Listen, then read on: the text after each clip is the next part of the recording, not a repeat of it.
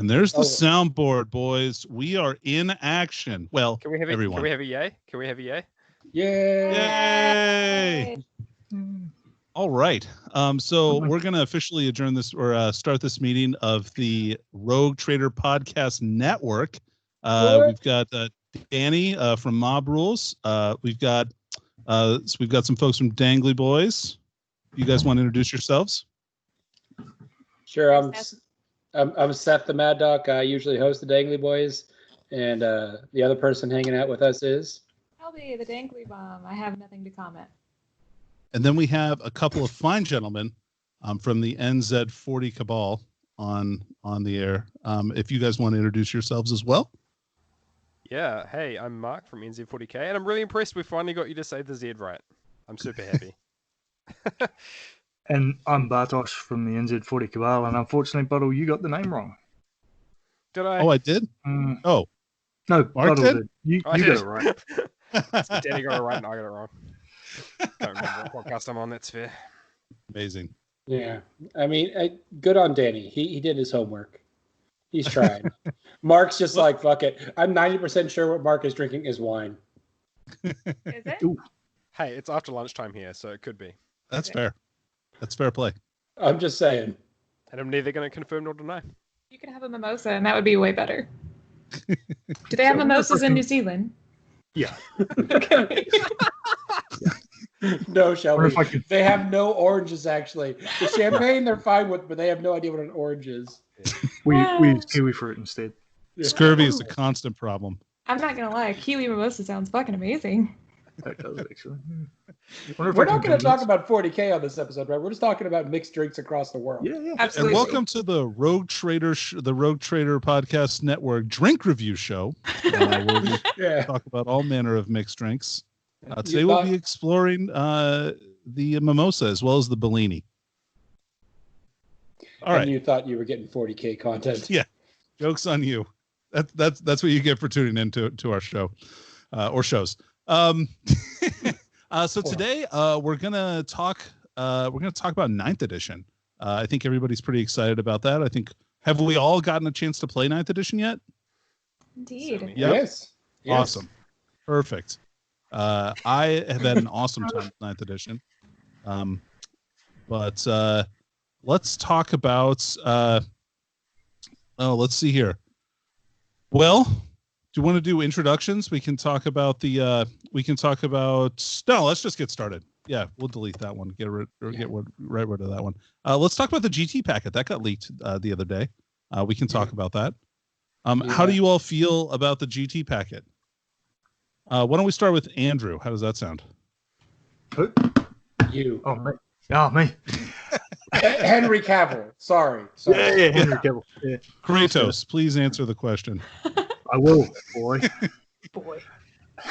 I was expecting more changes in it, to be honest. I didn't expect them to leave the alternating deployment then roll for first turn in it. Mm-hmm. That's going to be interesting. It's going to keep some people honest in the deployment phase, but I've been mainly focused on looking at the secondaries, which I still cannot for the life of me figure out what secondaries I'm going to take. Well, yeah, that's tough, right? There's a lot. They all seem quite hard to max points on, which I found interesting. I'm actually very excied about that. I think And a couple of them aren't even an option to max points. So, right. 2, I think. Yeah, the Slay the Warlord one. Mm-hmm. I don't believe you can max points on that. I'm trying to think of which other ones you can't max points on. I guess There's lot of it banner depends one, on the or like the teleport. It's like the deploy teleport homer. Oh yeah, you can only get like 10 points for that, right? Yeah. But it doesn't seem very hard. No.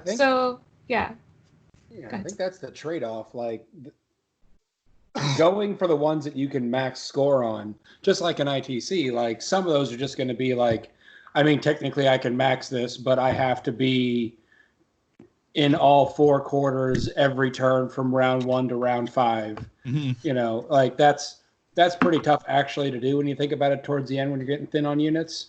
So I think some of them, it's a risk reward. Yeah. If you go with the easy one, and then you're just like if you were playing someone that just happened to have ad mech with one knight, like taking Titan Slayer isn't horrible. You kill that one knight, that's 10 points. Like I killed one thing for 10 points. And I could do that in like 1 or 2 turns and just walk away and be like, I got that. Now I can go focus on something else. Right. Well, some of them, like the Warlord one, was interesting because it was like 13, I think it was. If you do it in the first turn, which seems pretty difficult to do, Right? and progressively worse than there. It's like the opposite of that. It's like, And why not just make it the full 15? I don't understand. Well, because it's concentrating your army on one model. That's the way I feel like it. So, like, if you can kill one model and get 15 points, I feel like more people would take that, especially for armies that have like a big warlord, like Magnus or Mortarion, where you could drop them in the first turn pretty conceivably. But I guess it just depends. And against those armies, it's probably a pretty good idea to take this unless they're going to put them in reserve. So which you would know before you took that. So that may be a good counterplay to that option as well. Yeah, so pretty weird. I think the most shocking one for me, and Seth and I discovered this whenever we were playing last week, is that it's very odd that we need to declare things in transports before deployment. So now I can't reactively put something in a transport. So normally I'd put all my fusion pistol dudes in a transport if I'm playing Harlequins and throw a character in there with them. Or maybe I could leave the character out. Normally I'd have that choice. Right. No, I don't. So. And that changes your deployments too, right? Mm-hmm. Absolutely. So like the number of deployments you have, you can't play that game anymore where you have a very number of deployments if you wanted to kind of bait your opponent out into a better position. Yeah. I guess that also is without they the didn't. +1 being a thing as well. Is that like you get to see, I guess, where people are, but the +1 for having deployed first is gone. Well, Yeah, right. No, it's just a straight roll off. ITC anyway. Redeploy strats and warlord traits are going to be quite useful. Yes. That's why I'm still convinced, even though Harlequins, Eldar, and Dark Eldar got a pretty big points hike, which I know we'll talk about later, they have so many options for redeploys and putting things in reserve during that phase that I think they'll still turn out pretty good. They've just got a lot of mobility, even before the whole game starts. And like they can be anywhere on the table, right? So that's a pretty powerful ability too. Like where you need them to be, which is nice. You mean when you throw things in the webway? Well, I mean, no, just like that you like, because even though like getting across the table is less valuable because high movement is probably not as valuable, being able to put your models like basically anywhere on the table that you need them to be if they're in really fast transports is I don't know. It's really good and it's less good at the same time. So I guess it just depends. Yeah, I see what you're saying for sure. All right. So all these missions are interesting too, right? Like a lot of them have a central objective, which means you're going to want people in the middle of the table. What do you guys think about that? I'm going to enjoy it. Yeah, I bet. Wait, Andrew, I don't know what most of you play on the regular. So, Andrew, what do you normally play? I normally play Custodes. Oh, yeah, so you'll fucking love it. Okay, now I get it. Yep, tell me. He plans on spending the entire of 9th edition just sitting in the center of the table. That's the plan. Yeah. I played Elder all through 8th, but that'll probably change in 9th because I spent a lot of time doing a large Elder project which is coming to a close. So probably move on in the next year. That's cool. It's always good to get something fresh in there. Yeah, it says the guy that owns every army. Danny, do you really? Yeah. Yep, I do. Okay, cool. Cool. Fuck it. Why not? Danny's a one-man show. Mm. Danny said he was getting a table. It's so he can play himself. Yep. Apocalypse. Oh yeah. Yeah, and so like it's important that you take the center of the table early now, and like it's not as good to take the center of the table in 9th edition, especially with these competitive missions, as opposed to like ITC, where like you're actually penalized for being in the center of the table if you take certain secondary objectives. Like pretty much every battle report that I've seen, one of the players has taken what's effectively recon as one of their secondaries, because it's pretty easy to do, and it's like an easy way to get some points, right? But you can't count that if your unit's within 6 inches of the middle of the table. So like it's good to be in the middle of the table because you want that objective for that hold more, but then like you have to watch out because you're not getting things like recon or what was the other one? King of the Hill was one that was actually getting more and more popular as 8th edition kind of wound down to a close. I actually like that change too, and quote unquote recon, because it does mean that you actually have to get out around the outskirts of the table rather than just going in the middle and then just going, oh cool, I'm in the middle, I can be in whichever quarter I feel like. Like custodes. Hey, don't you besmirch custodes. Only loyal army in the game. I think I appreciate the change that it's wholly within too, which gets at the same center thing. It's a second, so playing against Seth, right? There were a couple moments where I went, all right, I have the, nope, no, I don't. Just kidding. And so there were a couple moments where I forgot that I definitely wasn't wholly within any table quarter. Whoops. And that's tricky to remember. That's a big change because you only had to have one model before, and if you straddled the line, you could be in either quarter, that kind of thing. Now you're definitely going to be in one of those quarters. So, yeah, I think the change for primary scoring at the beginning of your battle round is also huge. That is before you score at the end of you score at the end of your turn, and then end of the battle round you'd score who held more. But the fact that you could literally be on 0 objectives by the time it gets back to your turn again, if your opponent was able to target your units, that is a huge change. Yeah, agree. It definitely changes, and again, Bartosz is going to love this because it makes things like custodes real good, but something that's able to be tough and sit on a objective for that whole turn and not get blasted off it becomes super valuable. I can't help what army I chose, man. You can though. You can. That is in fact a choice. Not really. The army picked him actually. Yeah. Oh, okay. Yeah. It's like a fucking I didn't choose custodes. The custodes life chose me. Great. Right. I know good players probably were already doing this, but it really makes you think like what's the board state going to be in a turn from now? What can I put out on that objective and reasonably hope for it to still be there next turn? Or am I putting something out on an objective just to force my opponent to do something about it? Even if it's like, I know you're going to kill this thing, but I'm making you dedicate firepower to killing it. Otherwise, it's going to be an extra 5 points for me. It is also like the mirror of that too, is that it's kind of worrying having to figure out, have I put enough on that objective to still be there my next turn? Absolutely. And then if you overcommit, does your opponent just say, okay, cool, I'm not even bothering shooting any of that. I'm going on your other flank where you didn't commit enough. And that's going to take some getting used to, especially down here where we've been playing solely basically ITC for the last year at least, Yeah. Well, I mean, I think most competitive, unless you're playing like ETC or something homebrewed or something like that, a lot Warzone of later. Yeah, sure. Like I said, actually, most of Warzone was scored at the top of your turn anyway, so that is actually pretty familiar to us. Yeah, that's cool. I'm excited for the counterplay of it, where you can take your opponent off the objectives if you have some shooting. Whereas you couldn't really do that before because they just score at the end of the turn for sitting on it. So the counterplay I quite like. So it'll be interesting to see how that all works out. I also noticed it's really important to plan out blocking from objectives. Like if you can wall off an objective from your opponent being able to control it, like that's extremely powerful, especially early in the game. Yeah. And two things to that is one, I think that there's been a lot of talk about first turn being really important. I think it is. But to me, it feels a little bit of a counter because if you're going first, you have to commit first to which objectives you're going to take. Yep. And the person going second can then be a bit more reactive to say, no, that's the one I'm going to take off you. That's the one I'm going to put my guys on. So they get a bit more of that kind of play.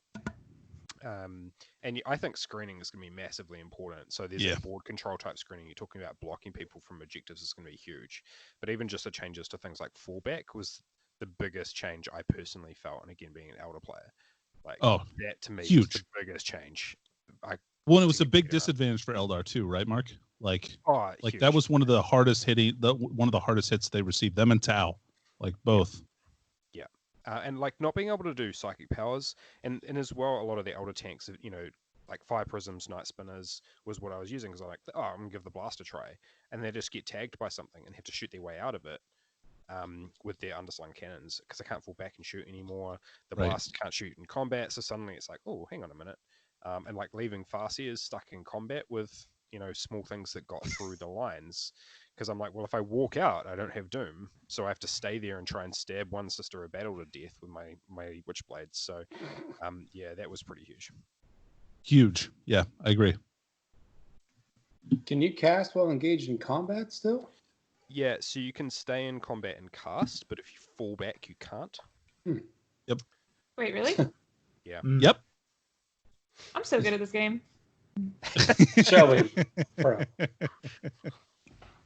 Well, and I don't know if Harlequins have something that gets by that or not. They might. They I honestly have they not. are- Terrific. They are elder, so they'll break some rule eventually. I was gonna say that the whole like creating a string of models to block off objectives, Harlequins still don't care about that. That's They true. ignore Like at that. all, unless there's They a ignore horde. falling back. Yeah, That's my point. they But- did but change even- the language of flip belts in the FAQ, but so that you can't ignore models. You can't ignore the footprint of models when you're consolidating or piling in, which I think is pretty important. So they still have to weave a little bit. Previously, I think it didn't matter, but I think they can still fall out of combat and not give a fuck. Excuse me. Is that? No, that's appropriate.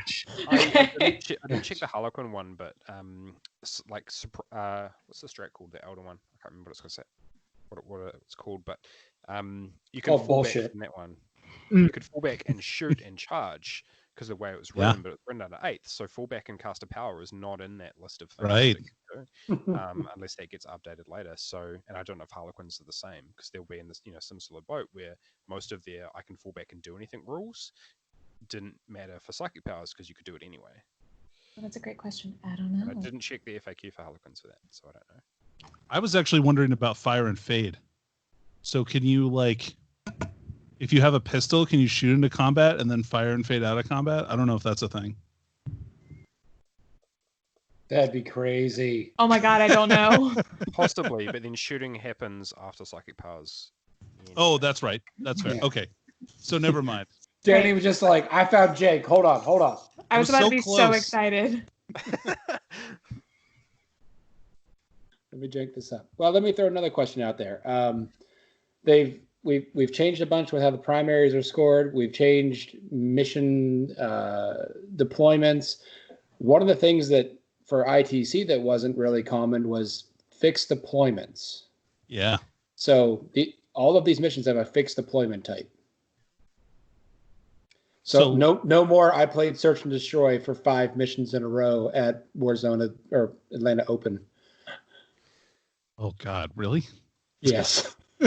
Sorry, man. Yeah. So yeah, but honestly, my gut says that's a good change. I kind of like that. It means that you're always going to play on varied terrain. It means that you can plan around it to an extent, but since they are using like 3 or 4 different maps, there's not like a singular army, I think, that will be great on all of those maps at the same time. I don't know. And there was a few little subtle changes to the zones too. So there's obviously scouring, which does not go the full width of the table. So that was interesting. And that also has a Another one that was 28-inch. 28-inch. Was it scouring that was And- 28? Yeah, scouring. Yeah, and then 28. priority target is a weird one as well. It's like sort of like Vanguard deployment, but like Dawn of War, or not Dawn of War, but what's the super deep deployment? They basically have flipped the Hammer and triangles. Anvil. It's like Instead of- Hammer and Anvil yeah. Vanguard. Yeah, they basically flipped the triangles. That's interesting. Do they have the measurements for those weird ones in the packet? Please. Yeah, sort of. Maybe not really. Ooh, No. that's It gonna be looks like great. Half the table for one side. Yeah, like it's, so. it's half the table to your corner. So that's actually not too bad. Yeah, okay, that's not bad. You're right. That's pretty easy to set up instead of stupid Vanguard, which we were all like, oh my God! Scroll down to Vital Intelligence. Oh no, Which- they made did it. Vanguard worse. Did you see the objective placement for Oh, Vanguard? it's It super sucks. annoying. But Yeah. look, they Brought some made the random- measurements from the edge to your tip of your triangles. Oh, they did. Does That's it- nice. Does that just look weird to anybody else? Yeah, it does. Yeah, it's So dumb. there's- yeah, the objective placement. Because This so look right to you? You have the center line in No Man's Land. The objectives are on, and then you would expect the center line for the objectives that are in your deployment zone to be at a 90-degree angle, but it's more like a 60-degree angle or something. Yeah. So it's there. And You end also up no having measurement. yeah. So- Yeah, you get this weird. It's because of the parallel lines. That, Yeah, it's not yeah. it's not perfectly perpendicular. It's weird. Yeah. I mean, I get it. It's supposed to have one objective in your deployment zone and 4 spread out in No Man's Land. Yep. I get, What but it you just wanna do- looks funky. alright. What you do, cover the little 12 by 12 inch red line, and then everything straightens up. Oh yeah, yeah. That messed me up. Yeah. Yeah. I literally put a finger on the screen. I'm like, yeah, that does it. I see what you did there. It's very technical, the finger blocking. It worked. Yes, it does. I'm just covering a 12-inch line. I'm gonna try that on the table. Just put my hand like, you can't move your models there. My hand's in the way. It's okay if you use a water Bartosz bottle. told me to do it. It's fine. It's fine. Just use a water bottle, you'll be fine. Glass of water, sir. We are classy around here. Are Don't we? drink straight from the bottle. Use a glass of wine. This isn't Warzone. All right. Even though I wish it was. So what do you guys think overall of this change? Do you like it? Do you not like the set deployment zones overall? I like it if we get new ones every year. Yeah, that's a good If you point. like, you've got, I think it's 9 missions that you play on forever with the same 9 objective placement and the same 9 deployment zones will get boring. But I think if you changed it, chapter approved every year with new missions, I think it'd be all right. I think it's an opportunity for TOs to set terrain based on the mission. Okay. That could Yeah. be really good. Although the GT packet, I think, still has player placed terrain. Yeah, that sounds right. Yep. That's a big thing. That's a huge thing. Yeah. It's going to take I a don't- lot of time. I really don't know that a lot of tournaments are going to stick with that. I feel like that would take forever. Yeah.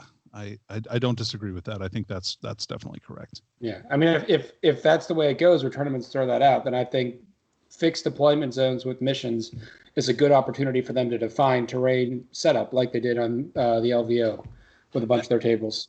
And that's kind of what I was thinking they might do, like especially Frontline, for like their big events, is they may have a guide for each deployment zone on where the terrain is supposed to be. Yeah, you mean If you they could do do that. the same terrain on Essentially, every you could table. go for retrieval. Here is the terrain placement. Move Yep. the terrain to match that deployment zone, and I actually think that makes a lot of sense. And then that just becomes that step where it's player placed terrain. You just change that to place it in these locations. Yeah, I agree. I think that would be a great change.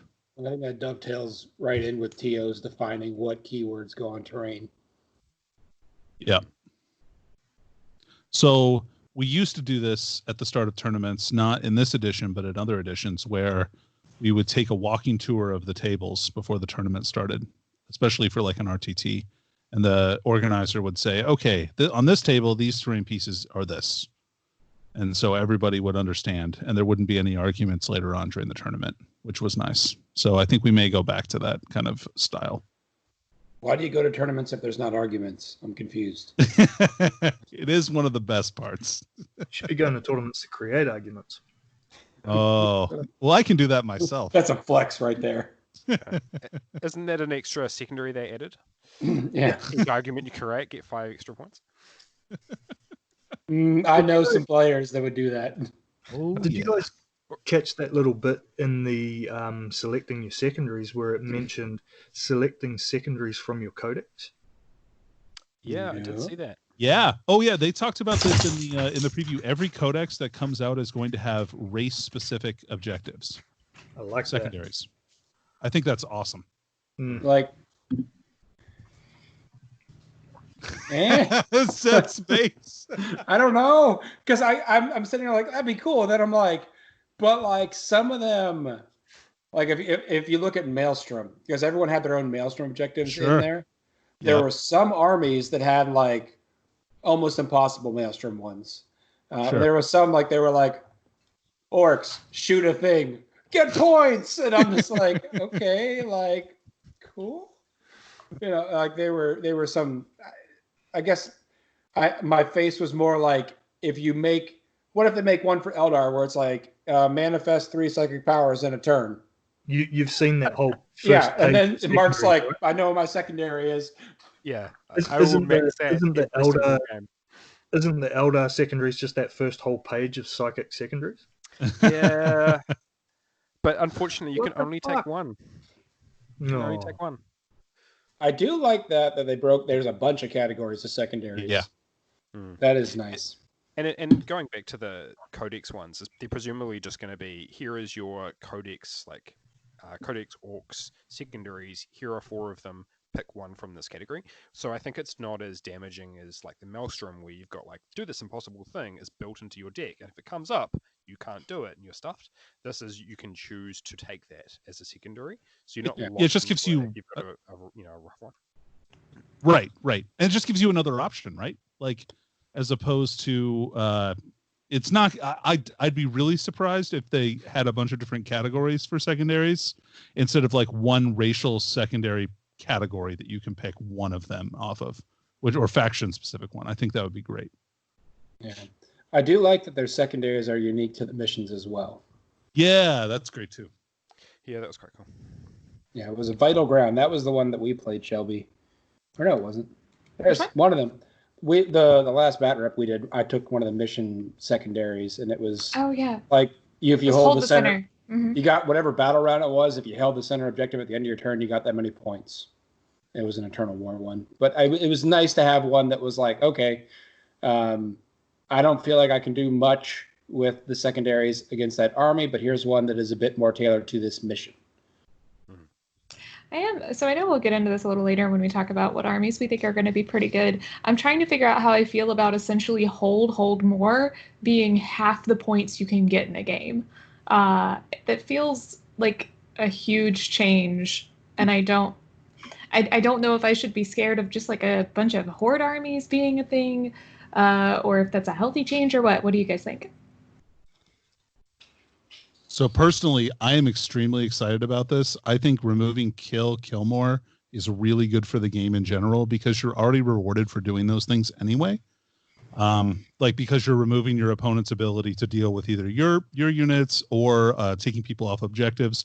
So all of that stuff is already rewarded, and then you can get some points on it for secondaries. So I think moving the mission style to like primary is all about controlling objective markers. I think that's a great change. I'm very excited about it. Cool. Yeah, I like it too because it does, like, you're there to do that particular mission, and so half of what wins you the game is doing that particular mission, which I think is quite cool. I think of it as my complaint in 8th edition was like the Imperial Fist artillery line. It's gonna force army design to make you interact with the board. You can't just sit back and say, I have a bajillion artillery pieces and I'm going to sit on this back edge and blow you off the table and there's nothing you can do about it. And I'm racking up a pile of points doing it. It's going to force interaction. You're going to have to come out and engage. You can't just sit back. And that will shift balance to help. Like everyone's like, oh, close combat got screwed. Yeah, maybe rules-wise, close combat didn't get a bunch of help. But if your opponent has to walk out into the middle of the field to get points, that inherently helps every close combat army. I think static gun lines took a big hit, but we can talk about that with the army changes.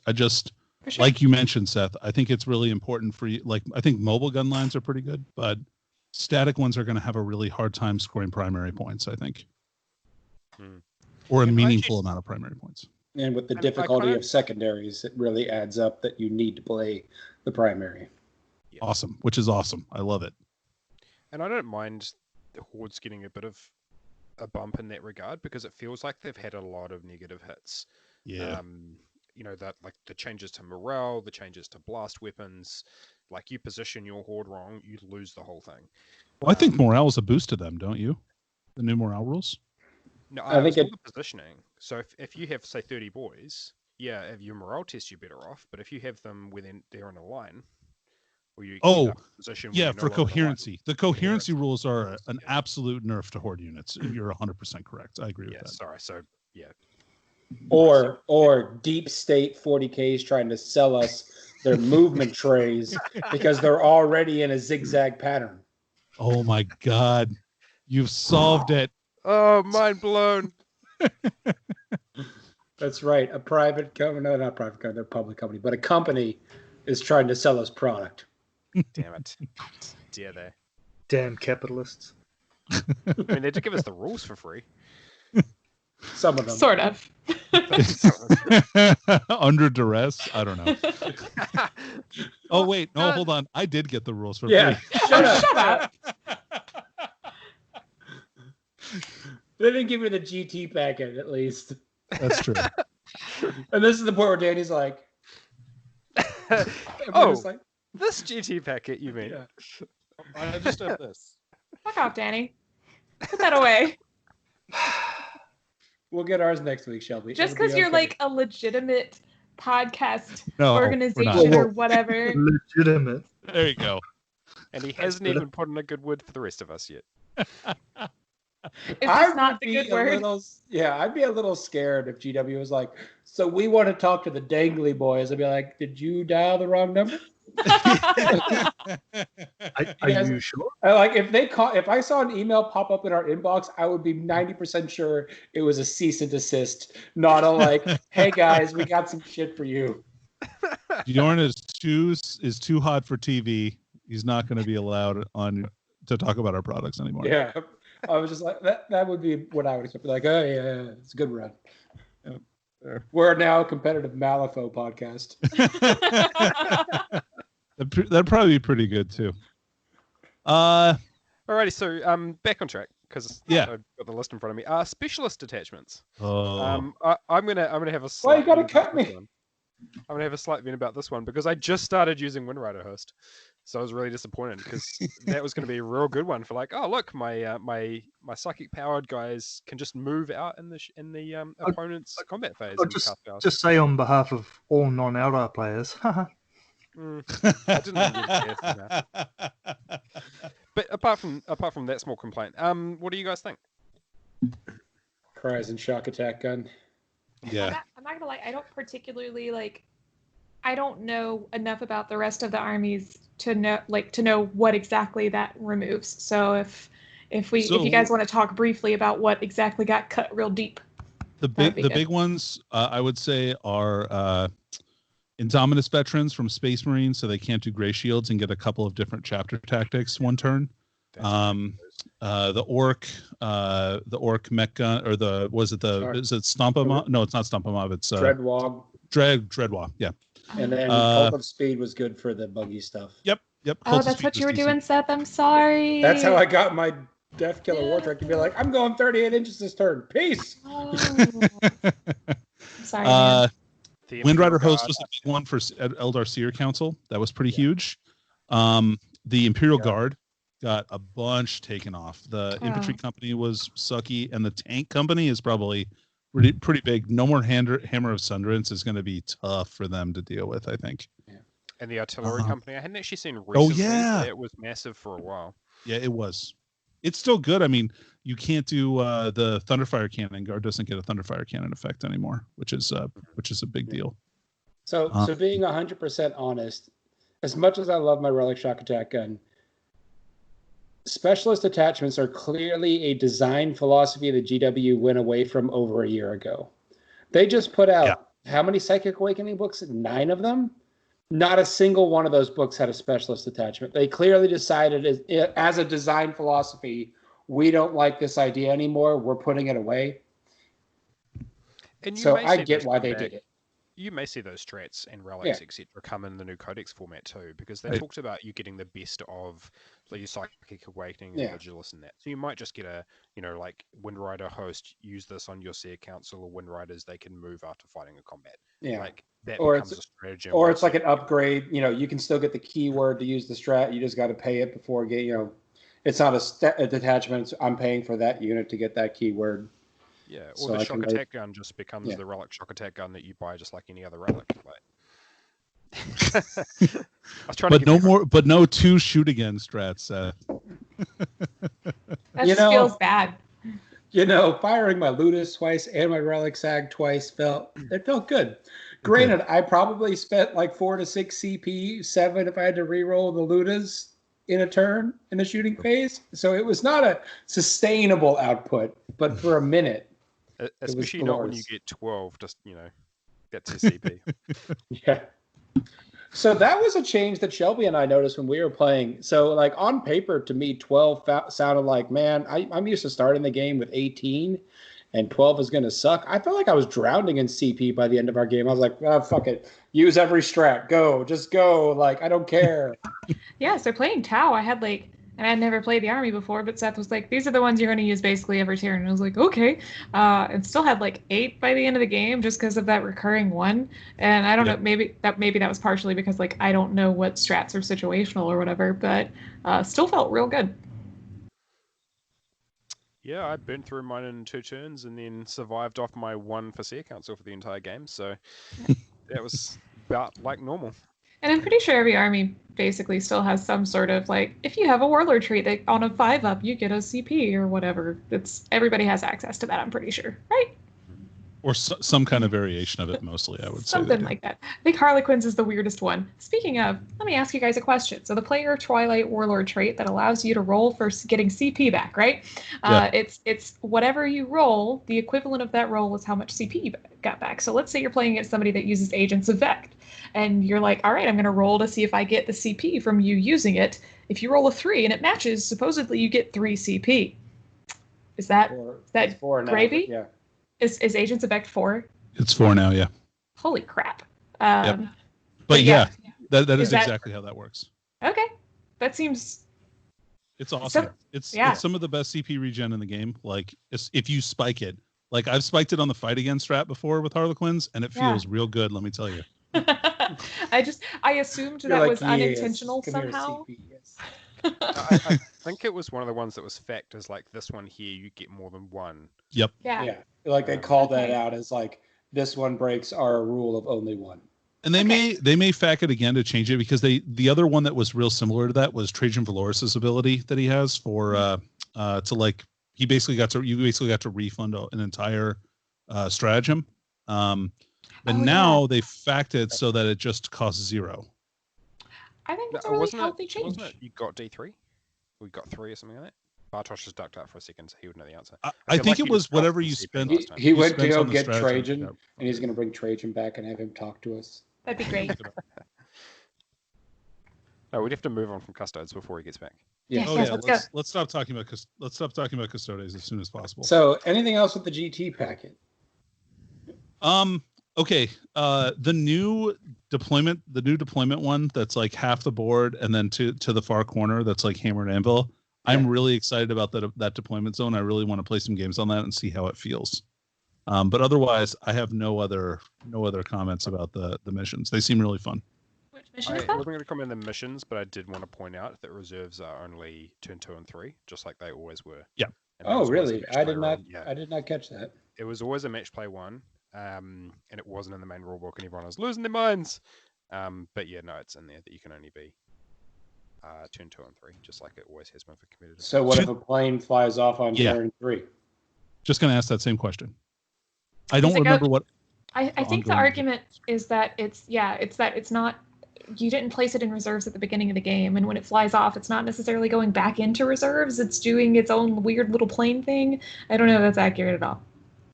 But that was my take. But that's the thing. In the core rulebook, I believe it defined it as going into strategic reserves, because then it gave an exception to how. Basically, in the main rulebook, it gave strategic reserves explained this is how every unit comes in normally, and then there was a caveat of your aircraft don't follow the where you come in rule. You just have to be 9 inches away from something. So when a plane flies off, it goes into strategic reserves. So there is a caveat to this. I've got it. Any strategic reserve or reinforcement unit that has not arrived on the battlefield by the end of the 3rd battle round comes back. Okay, so it had already arrived. Check that and box. They specifically have a caveat. This does not apply to units that are placed into strategic reserves after the first battle round is started. Gotcha. Yep. Okay, so you basically you tag home and then you're safe and then you can go wherever you want. Baseball. That's not like any baseball we've ever played. So Seth, you take 2 burn Obamas, you fly one off the table in the first round, crash the other one into somebody, and then on the next round you deep strike said burn a bomber wherever you want and explode it again.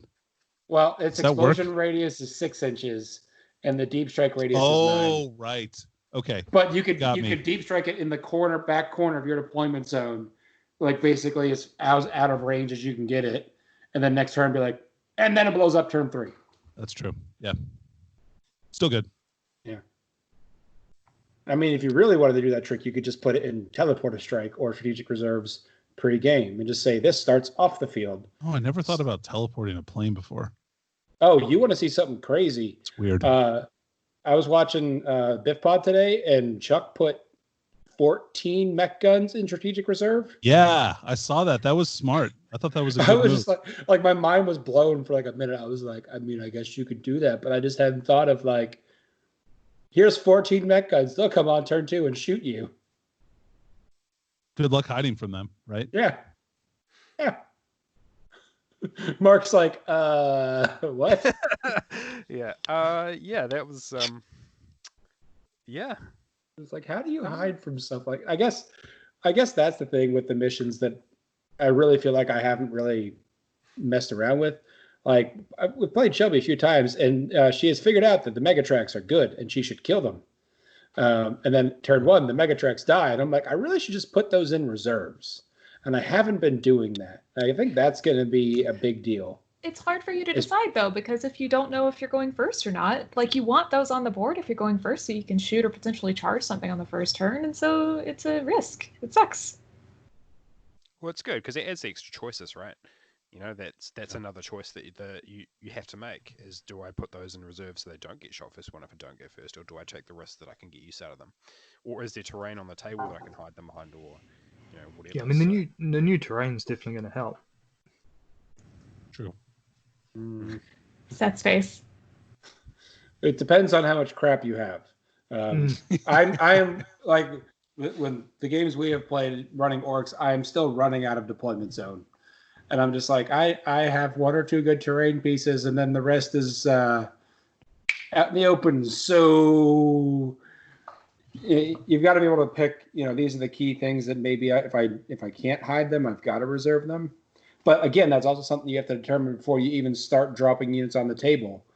And then if Shelby knows that my Megatracks aren't coming in turn 1, so she can then do whatever she wants and not have to worry about that threat, that's another consideration. Alrighty, so should we move on to FAQs? Yeah. Sure. What the Fact is the name of the segment. Can I just say, I forgot to put on my Cabal shirt. I just realised 3 of you were wearing 3 show shirts, and Shelby and I aren't. Yeah, we're just going with plain, normal colored shirts. We're undercover. Yeah. These other guys got No the one will pressure know of who being you're fancy associated like with. Exactly. It's possibly a good thing. So, so which FAQs were you interested in particular? Like, did we want to talk about like any factions especially, or just like overall? Any key callouts maybe? Yeah. We talked about a couple. Trajan. Yeah, Trajan. You brought it up yourself. Yeah. Awesome. He just for an extra 10 points, he just became so much better. He gives me three free CPs. Yeah. Well, makes the next strat you use free, which is always going to be Vexilla Teleport Homer or Stooping Dive. So Yeah. Right. So no complaints there. That was the only real change in the Custodes one.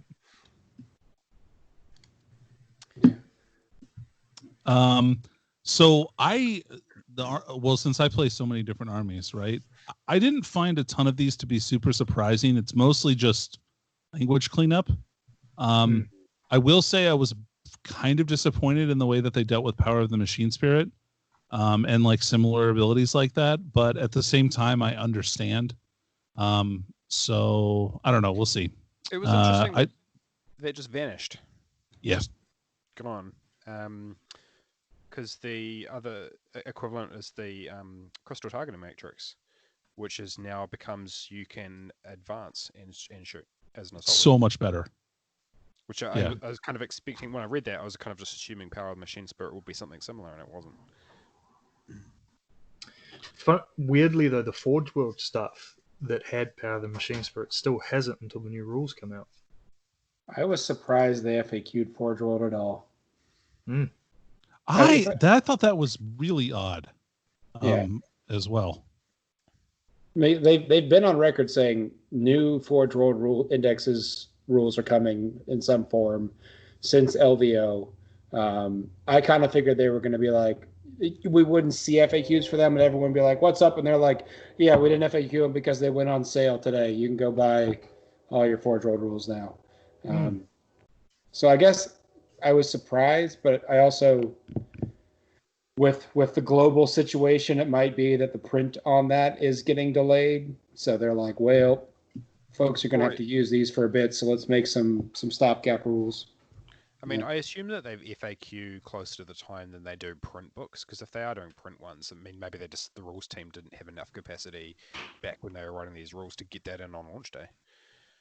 I mean, there's probably a fair bit of stuff they've been doing that the Forge World stuff just gets pushed back a few months, especially if they want to do something a bit major with it. Like, if they want to kind of redesign how it is rather than just here's an index, then put more time and effort into it, that would take longer.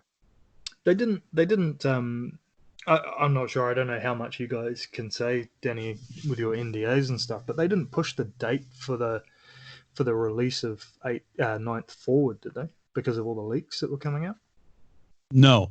No? As far as I know, and I even heard rumors about the 25th being the 11th pre-order. 25th is like the actual release date for probably a good month before we actually knew that. So I think this was always their plan. Well, I mean, it's their post-COVID plan, right? Like whatever kind of effects that had on it. But I feel that probably affected the Psychic Awakenings more than 9th. Because COVID's still very much happening in a lot of places. Yep. You don't say. Really? Not here. Well, I said We're lot good. of places. We're fine. We even have tournaments and stuff. It's amazing. So, yeah, I mean, they probably had to push back Psychic Awakening. Yeah, sorry, guys. Well, time out. We're having tournaments, too. We just probably shouldn't. Yeah, it's just a lot of people are getting sick. Yeah. Yikes. You guys can watch that New Zealand meta for a while for 9th. that's it. I think one at least. So a couple of things about the stratagems, just to wrangle us back a little bit. So for Eldar in general, fire and fade can't be used on aircraft anymore. So it can't be used on flyers. So if you catch somebody trying to fire and fade a flyer somewhere, tell them, nah, that ain't cool. And then they fixed the weird. Everybody was freaking out about the Storm Shield thing. And so they fixed that, which is good. I was kind of hoping that would stay. Would you just shut up? Yeah, I bet. Me? Or No, Andrew. Okay. Hey, look, I can't help that I just built 8 custodians with storm shields, man. Right, way I too still think smug they're a about good customers. choice. I mean, yeah, they are, but come on. So one thing I like that they did as far as neatening up the rules with these facts is changing some of the chapter tactics or like racial abilities. So like if you ever had one that said like only one model ever flees from a squad if you fail a morale test, that got changed to no more combat attrition. If you had abilities that let you move and shoot heavy weapons without penalty, usually that got changed to like either firing assault weapons without penalty, or you can count your heavy weapons as assault weapons, which I thought was pretty cool. Yeah. So I quite like all those abilities. Yeah, I mean that's also the FAQs are where they rewrote Tao's Greater Good. So they weren't just like simple language cleanups. They were some complete reworks. There were, yeah. It was the stuff that needed it. And as well, changing things like engagement range being used on basically everything. Well, as far as I know, using that language consistently coming in immediately is quite nice as well. Although they didn't add aura abilities that I saw anywhere. I was disappointed by that. I thought that would have been a good like cleanup.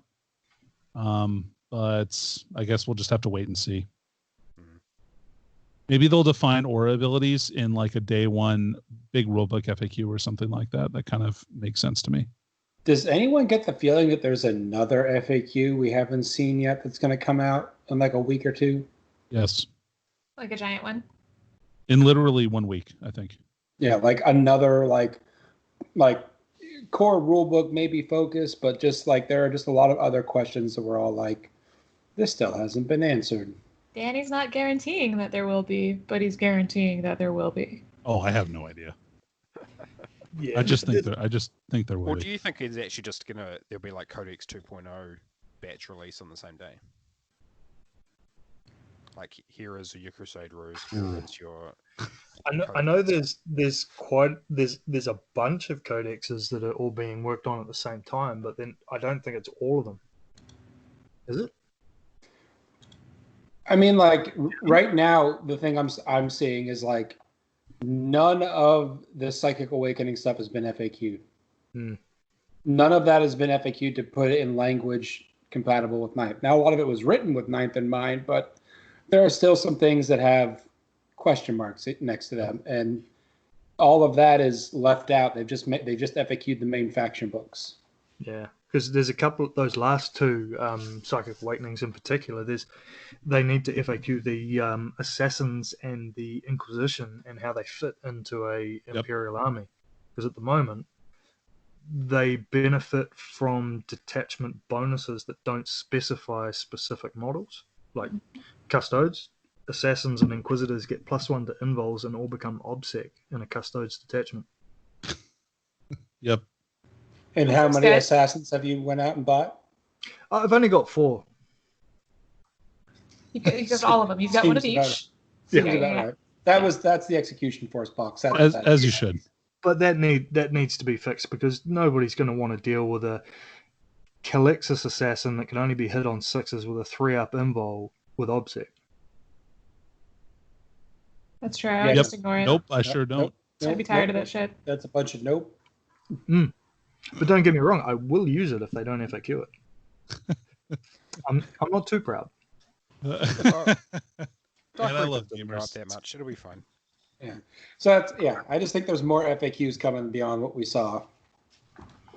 Yeah, I hope so. For sure. All right. So you guys want to talk about points changes? Sure. Are we excited about points changes? That seems juicy. Was there points changes? Wait. I need to get in the mood for this. Can we just mute Bartosz? That'll get me in the mood for the next 10 minutes. Where's Seth going? What's he doing? Did he turn the lights off? Is he? I'm in mourning, and we needed to get a more appropriate atmosphere. Are you mourning your Gretchen? Is that what's happening? I'm mourning a lot. That's fair. Sun's getting real low, big guy. Did you just wipe away a tear? Maybe. You're the bastard that gave me hope for like a minute when I was like, Gasgol's 200. And I was like, no, it can't be. It can't be, Danny. No, sorry, Seth, that was a typo. Yeah, I'm pretty sure you did that on purpose. Just to mess with you particularly, actually. Yes. I'm overall I think I'm happy with the way that points changed. I think that they fixed some overpowered units, and I'm saying that with somebody who had a fairly overpowered unit that was getting included in every Eldar army. So like I love my Haywire bikes dearly, and they're my bestest friends, but now it actually costs a lot to take 18 of them. God. So they got a 15-point increase. Is that right, Mark? I think it was 10. I think it was 10 on the Skywavers. Why are Eldar having to pay for stuff they take? Honestly. So point change aside, I do enjoy the philosophy that they've done where we've increased the core unit point value and made the weapons 0 for things that have weapons that are unique to that model. Like, or sake an argument, like the Def Gun for Eluda. Like there's technically one other model, and it's a Forge World model that's out of production. So it is de facto the only model that can take that. So we're just going to put the points on the Orc Boy and make the Eluda profile include the points for the weapons. Should have just done that when they released 8th. I don't know why it was ever separate. It's just annoying. I think it was so to give them options. Like I really feel like they kind of based the new points on kind of like a referential style system, so that if they wanted to make a small tweak somewhere, like or include a new unit that used that same gun, they could just base cost the unit, and then they could adjust the cost of the gun if it was seen too much or something like that. But I don't disagree. It's fine. I mean, it is what it is. I think there's a lot of stuff that's a bit confusing because of that as well, where you look at a unit, you're like, this has gone up by X amount of points, and then you reference all the guns all become 0, and actually the points increase isn't too bad. Like, again, Shining Spears come to mind because their lances went down to 0, the catapults went down to 0, but the base cost of the model went up by like 15 or whatever it was. But it's actually only a 5-point increase. Right. So that happened a lot. Although there were still some weird examples. I'm trying to remember specifics, but there was certainly a few that wasn't the case, where particular weapons still stayed with costs and the cost of the unit went up as well. So it felt like there was some that were either missed or intentionally not done that way. So I agree. speaking of, I don't know how you guys want to frame this. Like, I don't know if we want to talk about the winners. Like, so who came out on top in terms of army-wide or specific units that in particular are... Shut up, Andrew. Get out of here. Move. Yeah, can we just get this one? All right. Hang on. What's a Bartosz, points increase? Tell us about Custodes. You have 30 seconds. What's 30 a points seconds. increase? I don't need it. We went up by... I had to drop like half a bike out of my list. All good. How do you Some of your drop units half a went bike? down. Yeah. Alaris Terminators dropped by a point. Insane. Yeah. The Aquilon Well, ones to be dropped fair, 3 when you're points. paying... Yeah, they dropped 3 points. But to be fair, when you're paying 70 points for a Terminator, I think you can afford a drop. Not when everybody else bikes in the were game went interesting. up. You said bikes are interesting? Well, I mean, we were already ridiculously expensive though, and bikes went up by 5 points, but there's no cost for the missile launchers, so effectively you get missile launchers on your bikes for free now, which is great. One way to look at it. Well, suppose. and now they don't suffer the -1 penalty to move and shoot them, so hitting with melter missiles on 2 at 24 inches, pretty good. Pretty good. Mm. I think what's So, yeah, most painful happy me. about this, apart from the fact that Bartosz plays Custodes, which is definitely the most painful thing about this, but I feel like we've been talking a lot about things that have made them inherently better in a lot of different ways in the rule set, and then didn't get a points cost either. Was definitely an extra one. I mean, I definitely think Custodes were a big winner, right? I mean, I think we all agree with that. Yeah, I Yeah, definitely sure. put them up there. So what about? I mean, losers? Custodes are going to be the new Iron Hands. Everyone's going to jump on them, and then Bartosz is going to be all pissed because he's going to be like, "I was special for a minute," and then. Well, no, what I'll be pissed about is because they'll be really good, and then they'll get nerfed, and I'll still be playing Custodes, and everybody else won't be. At least I'll be buying some cheap Yeah, Custodes. I was like, that means you're just going to find Custodes on the secondary market cheap. All good. Anyway, you say that, but I do want to call out the fact that we had a New Zealand player that played Custodes when they were bad, and Bartosz went to Space Marines. So I still play Custodes Damn. occasionally, all right? Occasionally at home in narrative campaigns. Yeah, sure. What's a narrative? That counts. So losers then? There's just no other Well, there's winners. other winners, right? Maybe? Those are the Was there only any other good winners? Was there any other winners? No, don't worry, Mark. We'll get to Craft Roller in the next section. What is the next section called? Things that should be removed from the game? No, biggest losers. Ah. So I think that I don't think Death Guard got any better, but I think they're really good right now. They were already really good after their Psychic Awakening. And they didn't get a ton of points increases, which is great. I think Thousand Suns are really good. Thousand Suns are a lot better now. Their character choices went down by a bunch. What was that? They were looking fairly good out of Psychic Awakening as well. Yeah, they got their Psychic Awakening was really good for them. They're just going to get their smite thing fixed still. Oh, yeah. Yep. That needs an FAQ. That Is and it still for Grey custom Knights then, or too. is it not Yep. custom? Is it what? Is it It's now the going to smite cost thing. them? Yeah, so they're not. They lost the rule that made them not increase the casting values. Yeah, Brotherhood of Sorcerers and Brotherhood of Psychers for Thousand Sons and Grey Knights, respectively. There's also a weird thing with the smite, where you can smite more than once technically right now by the rules from the same guy, but I think that's going away too. That was emphatically denied by Reese on his show this week. He was like, "Look, I'm not talking as a playtester, but I'm telling you that will not exist." And I'm like, "So you're a playtester telling me it won't exist? Cool. How am I supposed to take that, buddy?" Let's see. So I think the value of Smite went way up, actually, with like the amount of like with vehicles being like, I think there's going to be a lot more expensive models. So mortal wound generation in general, I think, is more powerful. So I don't. Do you guys think they need Brotherhood of Sorcerers still? Or Psychers? I mean, it was kind of their bread and butter for Grey Knights, especially. Yeah, I think Grey Knights probably need it more than. Yeah, Grey Knights need it more than Thousand Suns. I would agree with that. Yeah. I would like to see like multi-shoot in the in the psychic phase and all that kind of stuff they can do as well. Do they still need it? Yeah, like I'd like to see them moving away from just boring old Smite and rely on some of their other powers, I agree with that. That's understandable. I think it was one of the sole things that was making. I mean, there's a lot that Grey Knights got in their Psychic Awakening that made them pretty great, but that in particular, I think, made people want to put them on the table. Guys, why are we listening to the Custodes player tell us that he doesn't want mortal wounds? He wants storm bolters. Wait a minute.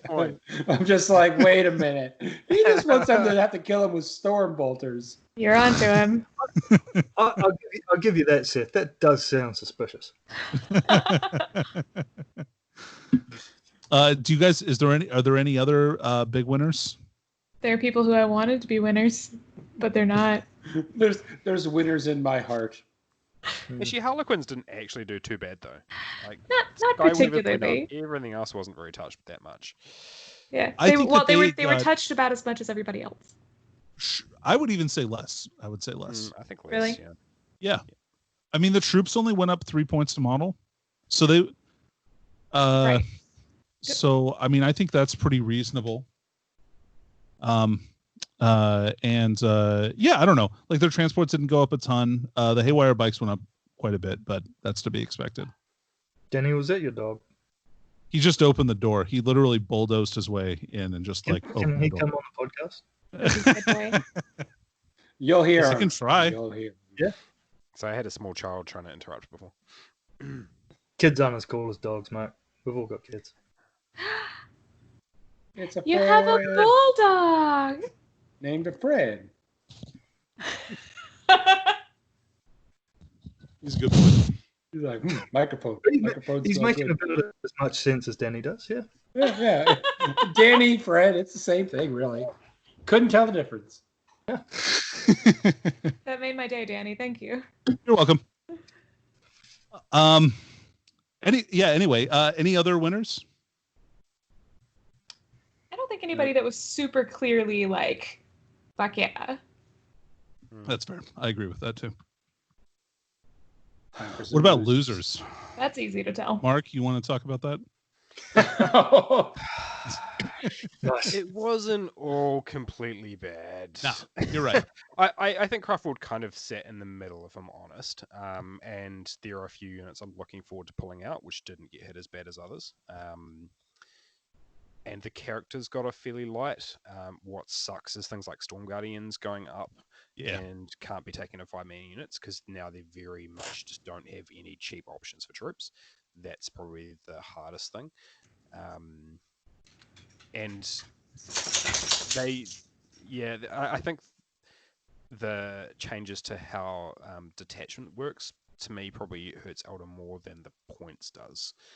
Just because of the fact that they like to run multiple detachments to get the right amount of stuff in their slots, and I still am struggling to build lists that get around that. And with the troops going up, it's very hard to make a battalion. It's harder to make a brigade. So you're going to be relying on the kind of more specialized detachments a lot. Did Night Spinners go up? Yeah. Yeah, they did a little bit. Like about 30 points, I think. Yeah. Am I overstating it? Nah, that sounds about right, actually. I mean, I messed around with the points cost. A bit of a trend with the stuff. Yeah, well, I think so. Part of the points cost is probably that their main gun is a blast weapon now, which is pretty cool. when I worked around, like I was just messing around with lists, and I still feel like despite the increase on night spinners and haywire bikes, you can still fit them into a list and get a little bit of everything that you wanted. So I'd be interested to see, Mark, how if you do take a couple of detachments, how only starting with like say 9 CP or 6 CP feels, like how much that hurts. Because I mean that's how much we were taking in some cases to begin with. Yeah, like that's how much I always used to have anyway, so that hasn't really changed apart from getting them through the games. You kind of end up with a little bit more. And I was paying for Windrider Host, which I won't need to do anymore in the games I've played. So there's that. And I think patrols is the way to go as well, because you can quite easily get a couple of big squads of, haywire bikes, for example, into your Elder Craftworld list by just taking a patrol. And that's actually much easier to do now and isn't as CP heavy. So there's a few options like that. The night spinner's going up, the 30 points kind of hurts. The outer line of sight is good, but with the smaller tables, the games I played, they just get tagged super easy. Holy crap, out of it.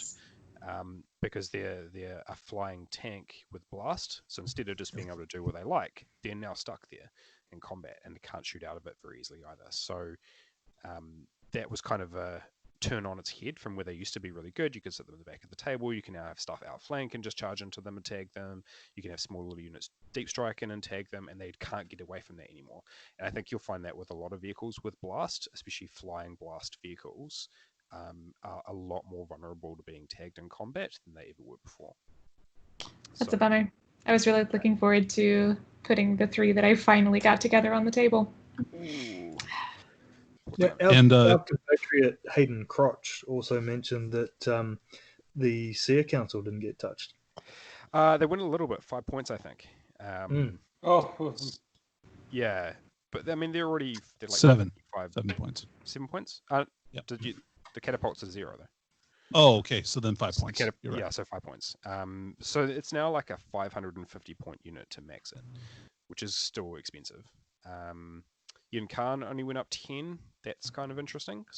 She was pretty good as well before, and everything going up around her makes that pretty good value. And all the characters didn't really get touched. Like I think Farseers are the same, or only went up a very tiny. They went up just a little bit, and they're like still like great. Yeah. They went up 5 points. Both of our series. I'm looking forward to Warwalkers, Vipers on the table. The Wave Serpents went up a little bit, but not a lot. And Wave Serpents are so good in this edition, right? Like they're even better than they were before, I think. Yeah. So they were already really good. I feel a little sick now. Yeah, you'll see Wave Serpent spam and things like Warwalkers and Vipers out the gate from Elder at the start of the edition, I think. Friends don't let friends take Wave Serpents. I heard Custodes really like Mortal Woundspan. Is that what I'm hearing? I feel like only if there's something left alive on the table to do it. So what about orcs? They're fine. Much fine here. Ignore all rumors. Fine. Everything's fine. How are you? Fake all points. All I can picture is that this is Fine Dog in a room of fire, and that's how Seth feels. Yeah, I mean they got hit in a lot of places that didn't feel good. Pour one out from a Gretchen. Yeah, they had I'm looking at the price increase, and it is a 66% price increase on the Gretchen. In addition, there we go. Thank you, Andrew. Thank you. He's pouring one out for him. So I mean, he's pouring a lot out for him. No, this wine is for me. Yeah. So it just, I mean, across the board, there was some bright spots here and there. There's actually a few units that didn't actually go up in points at all, and some actually technically went down in points. For instance, Meganobs with dual saws are actually cheaper now.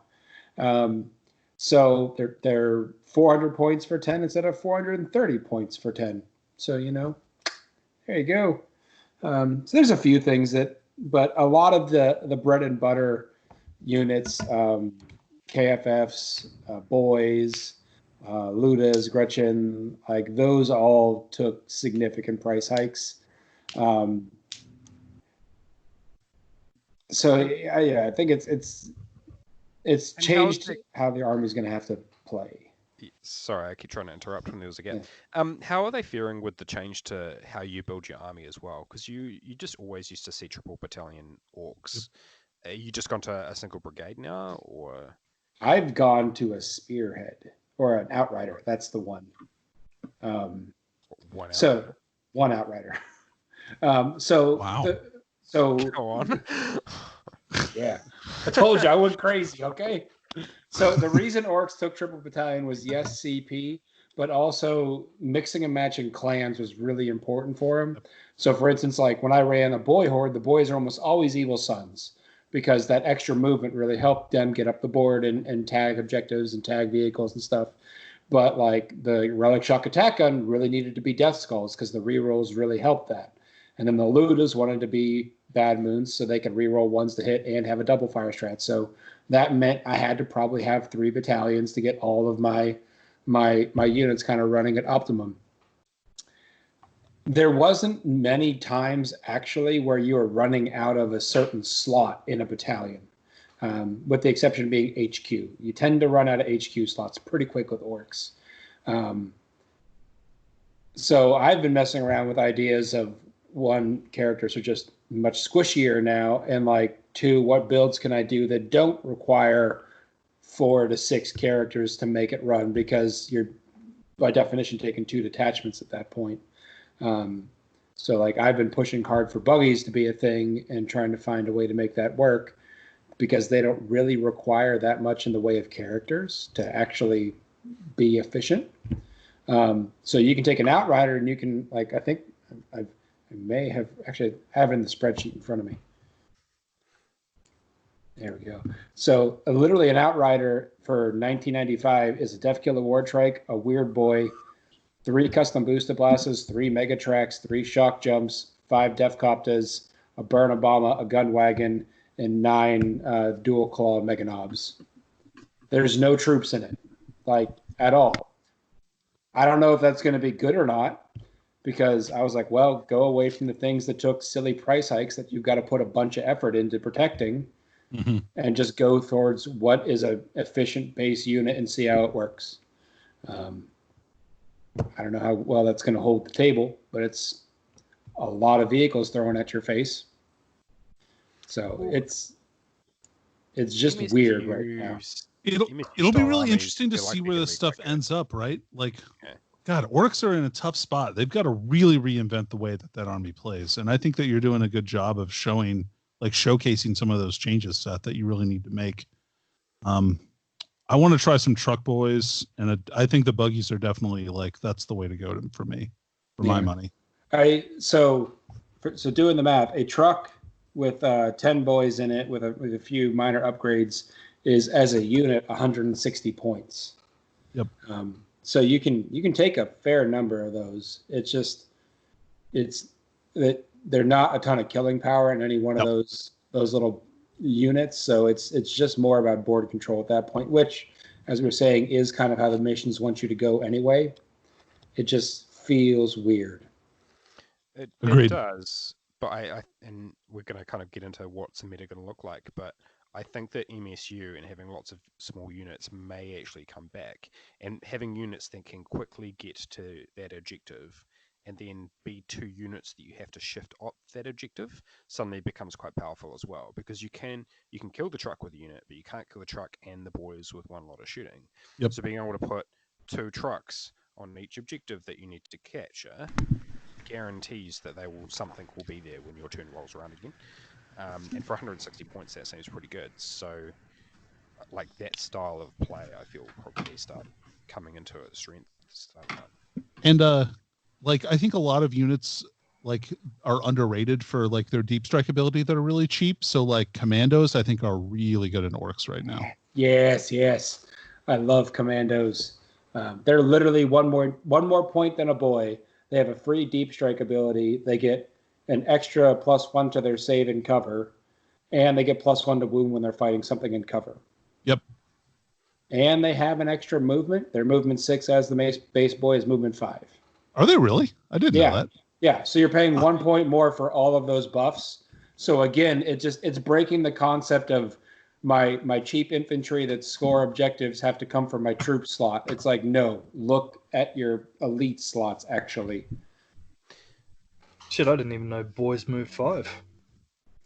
But they were all 6. They are if they're evil sons. Yeah. Yeah. But anyway, so I think you're going to start seeing just some very weird lists out of orcs for a while, just trying to find what is out there. Like the mech guns went up, but they went up 7 points a model. You can still, they're 40 points. They're 40 points for a smasher gun, which now has the blast keyword. Just you can still spam those to Kingdom Come. Like it is entirely doable. I think those little units like like Commandos are going to be super useful as well. Like I play against Sisters and Seraphim dropping in and being able to tag vehicles that have blast, coming in all different points of the table, just run in there and tag something. To me, felt more powerful and was useful against more different things than it was on the 8th. So having those little units, you can just pop that in and have that ability to tag things in combat. Yeah. Even though vehicles can technically shoot, if you find the ones with blast and you're running orcs and you can turn off the blast weapons, that's pretty strong. And that's the trap of taking too many blast weapons, right? Like if somebody assaults you, then you're done. Yeah. So you're saying the list that I had that was list number 4 with 3 units of Commandos and 6 trucks in it is the one I should? No, Seth. list number 23. That was the one. I'm just saying I wrote a lot of lists. Okay. All right. I've got a lot of lists floating around. It still has 6 buggies and 6 mech guns too. So.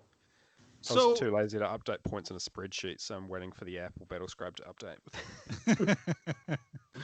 I was an information person. So, on the vein of other armies, I think that got hit really hard. Let's talk about Tau a little bit. I know, like, I don't think any of us are like particularly dedicated Tau players, but I really think that they got hurt pretty hard. Oh, Seth's going to turn the light back on now to show that he's. I'm just getting my Tau.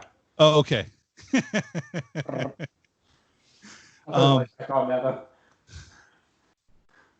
So I feel really bummed for Tau in a lot of respects. Like they just got good again with their like the crisis suits finally got like decent again with Farsight Enclaves coming out, and now like man, crisis suits are probably not very good. You've got to really play them very conservatively now. I think they're like you just got to take missiles on them or whatever, and like the shield drones going up 50% is pretty painful. Like going from 10 points to 15 points is quite a lot. The yay, yeah. Where's that yay soundboard? Yeah, I don't. It's amazing. And then of course the fly change like is really harsh on them. So just a quick call out to the Tau players. Every single Tau player has like no soul. At least a dozen crisis suits laying around that they were just waiting to put on the table. And they got like their book came out like what, a month before the pandemic hit, and they were like, we can put the crisis suits on that. Nope, put them away. So that's why my biggest pain point about the points changes, I think, is getting all the rules and going, oh, this could be really good. I can finally get these on the table. No, massive price increases on all of that stuff. I think unfortunately you're going to be hard pressed to find anybody who's like upset the Tau saw kind of a hard hit, but also I've heard of some people who are like, oh, it didn't get a big points increase is the tuna. And so there's like an absurd went down. Yeah, so people are like, oh, Taunar, let's do that. And that sounds fucking horrible. Anything but that fucking shield drone build would be great. Yeah, seriously, I just wanted to see, Tau when they came out were an interesting army and they moved. Do you guys remember days when Tau moved around the table? Do you remember that being a thing? So anything that can get us off a goddamn static gun line of Tau, please bring it on. To be fair, so what you're saying is a 700 point suit surrounded by drones and a commander being like, bro, we rolled a wound this turn. Is he a suit though? Yeah, he has the battle suit keyword. That's what lets the drones block for him and all the strats go off. Yeah, that's unfortunate. It's disappointing. Back to hating Tau players. No, I think really good Tau players though would go to middle of the table with Riptides because they With can the always power. just fall back out of combat. But I agree. It's not a super fun army to play against right now. I hope they get some good reworks when they come out with a new codex for them because they really need they need a design overhaul. I They think. need an interesting mechanic that makes them not Yep. shit. That's not shield drones. That doesn't count. Or the Overwatch. That was actually the disappointing thing about the Overwatch. I was like, it's gone away. Great. You might have to spread out and move to Right. avoid combat. But no, you still Yeah, get to this- Overwatch it. I mean, it's almost Yanari levels, eh? Like, there's no army in the game that really needs to do the shooting phase twice. Am I saying that? Yeah. Well, My okay. Dark Reapers disagree, but okay. to be fair, Tau don't have a combat phase at all. So, True. and I don't want to give them a pass on that. I think that it makes a way more fun a more fun experience if you're playing against an army that participates in every single phase of the game. I think in general that's more fun to play against and more fun to play as. But I don't see where Tau are going to get an assault phase. Well, I mean, surely that falls on the rules designer and them actually looking back at the narrative they've written for the Tau, saying, okay, let's create a new race that's involved with the Tau, just like the Vespids, just like the crew that's good at combat. Or just make the crew good at combat. That would be fun. They're literally called carnivores because they eat their victims. Like make them do something other than we're T3 with a 6-up save and a bad bolter, and you're like, you're supposed to be my combat threat, and they're like, brah, we dead. What happened? What you're saying is make crew great again? Yes. If you could not, 50% price increase. Is that what happened? Because I feel that's probably what happened. It went from 4 points to 6 points. Yeah, there you go. Yeah, the thing about the Overwatch piece is that Wait, you mean to tell me they're one more point than a Gretchen? Yeah. They're a lot better than a Gretchen, though, aren't they? I know they are. isn't everything. The thing about the Overwatch is that yes, it allows them to have a second shooting phase, which counteracts their complete lack of ability in combat. But what it actually does on the table, it just means that most players, and excluding the top Tau players, most Tau armies just sit in a ball. Yeah. And that's what they do. And it's just not exciting to play against. I agree. I definitely don't disagree with that. So it'll be interesting to see what people come up with that's not Riptides, but I feel like it's just going to be Riptides. Taunar. Tuna. It has a rule that lets it shoot out of combat. No, it can shoot into combat. It can't shoot out of combat. Its arms can shoot in. Okay, so we have a local player that plays the Taunar quite a bit. I've played against it many, many times.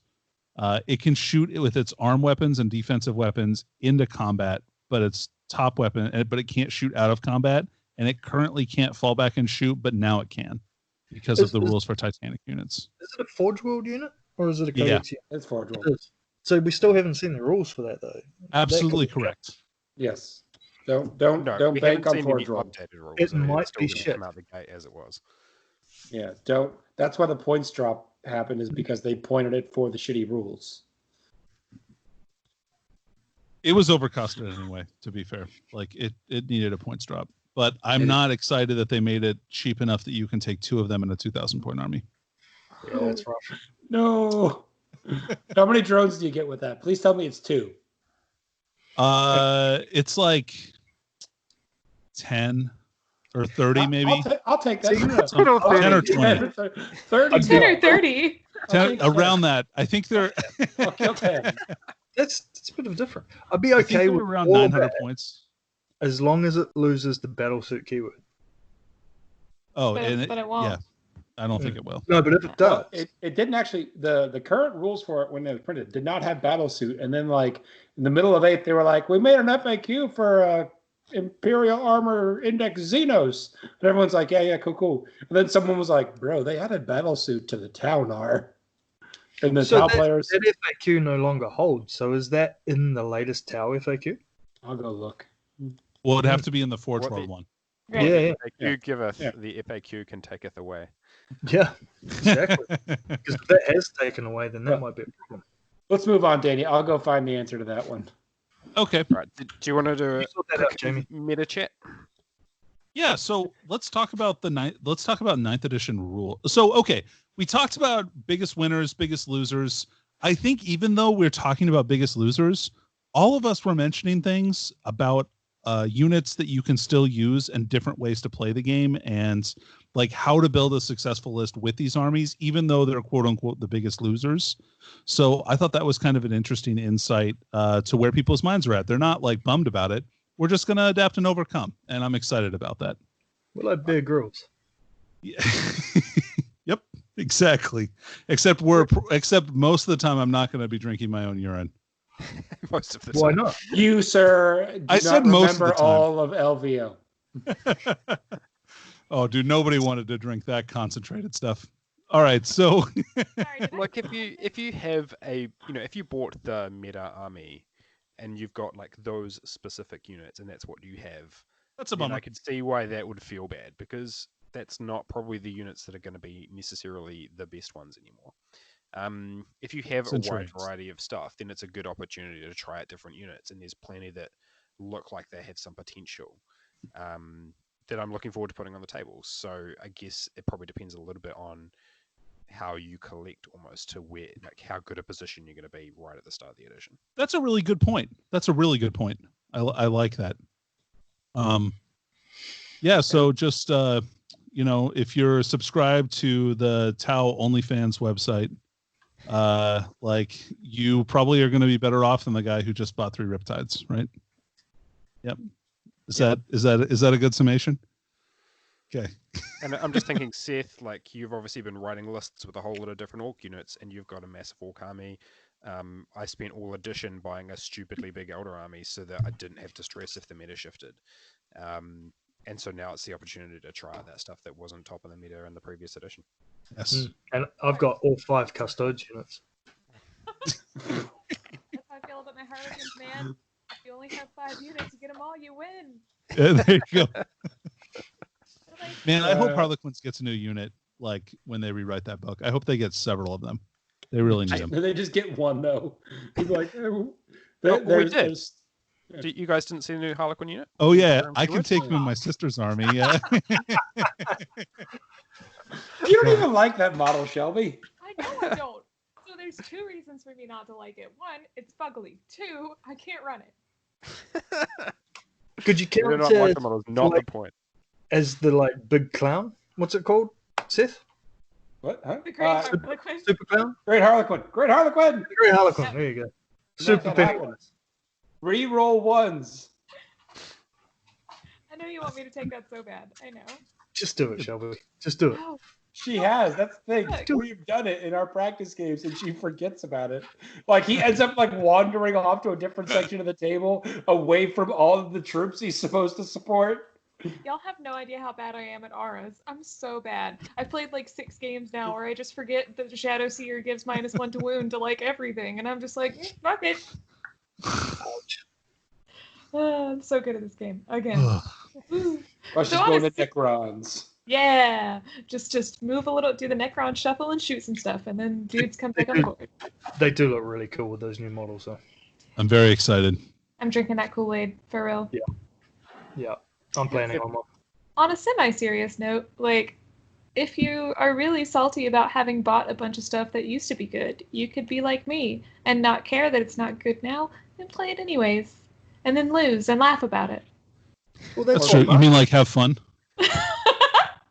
Shelby, like, I don't know fun. if you're familiar with competitive 40K, but fun is checked at the door, okay?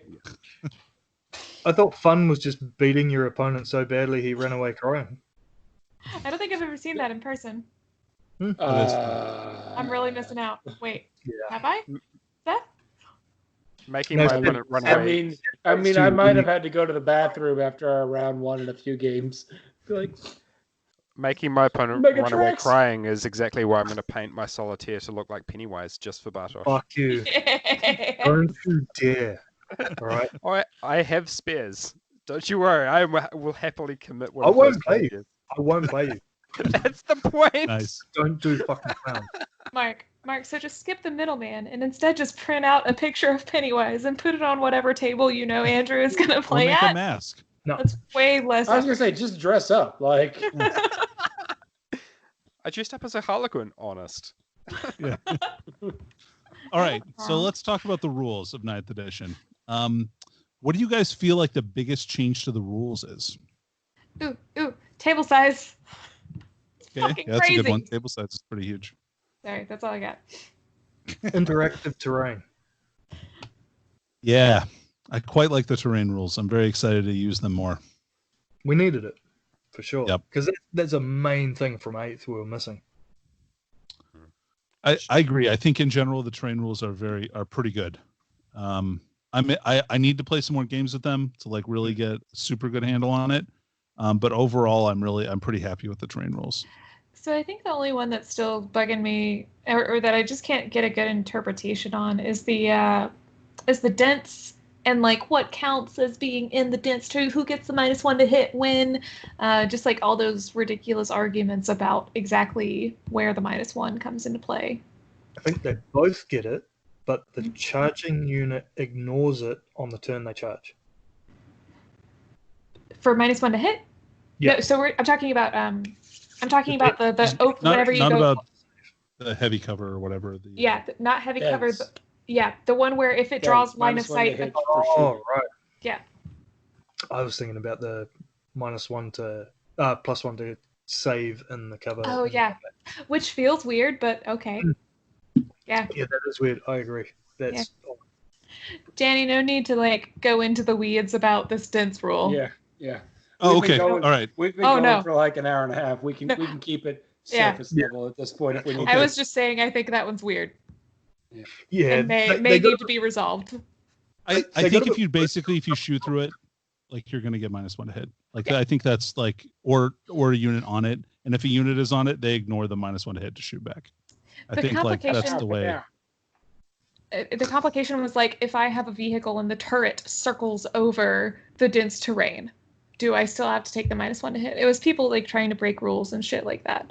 And so Are sure- you implying that a certain group of perhaps legal professionals that play 40K may have been overanalyzing rules? no. Professional. Yeah. Not at all. Anyways, so terrain. Talk to us later, Mark. I'm going to jump in with the changes to fallback. I talked about this before. but Okay. Yeah. Psychic powers not being able to go off after fallback is huge, and fly not being able to fall back and shoot is huge. Yeah, that to me was the biggest one. Agreed. Yeah, that's pretty big. I got mine. 5 turns. We've lost a whole turn to the game. Yeah. Like, Well, maybe, right? Unless you're playing random game like. You might have lost. Wow, you might have lost 2. yeah. True. Uh, No, but like 5-turn game is, I think they needed to do it because there's actually the turns are end up being longer now than they were in 8th edition. So you had to find a way to save time somehow. But that just like fundamentally, that just shifts how some armies play. Like orcs, generally speaking, their point crest is like turn 3. And, in a 6-turn game, okay, that means I've got to ride out the back half of this game on my lead. But now it's like, okay, if I can push up my score by turn 3, I only have to survive 2 turns. That's true. That's a big deal. Like, so that's what like a 18%, like an 18% reduction in the total time of the game that you Yeah. have turns to do things in and score objectives. That's just one less chance to interact. That's really big. That's a really big deal. I'm curious. Go ahead. No. Please. Oh, no, I was just going to say I'm curious to see what because between the new terrain rules and between some of the new, they've made the rules a bit more complicated. I don't know if it's bloated yet per se, but there's obviously more rules, but they've reduced the turn size. So I'm curious to see if the two wash out and games are about the same amount of time regardless, or if we're going to see a significant decrease in the amount of time it takes to play a game. I just Sure. want to find out. I would think it'd be nice to be able to play a game in 2.5 hours and not have to feel like I'm rushing the entire time. Wouldn't it be awesome? Yeah, So- because you can do it in 8th, but you just have to move so quick. Right. Or you just table your opponent. Have you tried that one? Yeah. So Have you John and I considered- played our first game, and it like our very first game. And granted, like we have everything in front of us, and that makes it a little bit easier. But we played our first game in like 3 hours flat, like looking up rules, trying to understand everything. So we were really I think I'm really optimistic that 2.5 hours is a really reasonable like round time. That's solid. I think the packet was recommending for a 2,000-point game. They were recommending 3-hour rounds. Mm-hmm. That is what You're it says in like- the rule book. Yes. It didn't 8th have the same sort of recommendation though? And it just was not at all. That was the ITC recommendation was 3 hours. Wasn't there a? I feel like in 8th there was actually a That might maybe in the rule book. Maybe. in the rulebook. It's In I've one already of the thrown it away. 47 FAQs. Probably. Yeah. all right, guys. I've got to shoot off anyway. All right. It's the middle of the All right. Well, afternoon. thanks, I have Mark. things to Thanks do, for so participating, dude.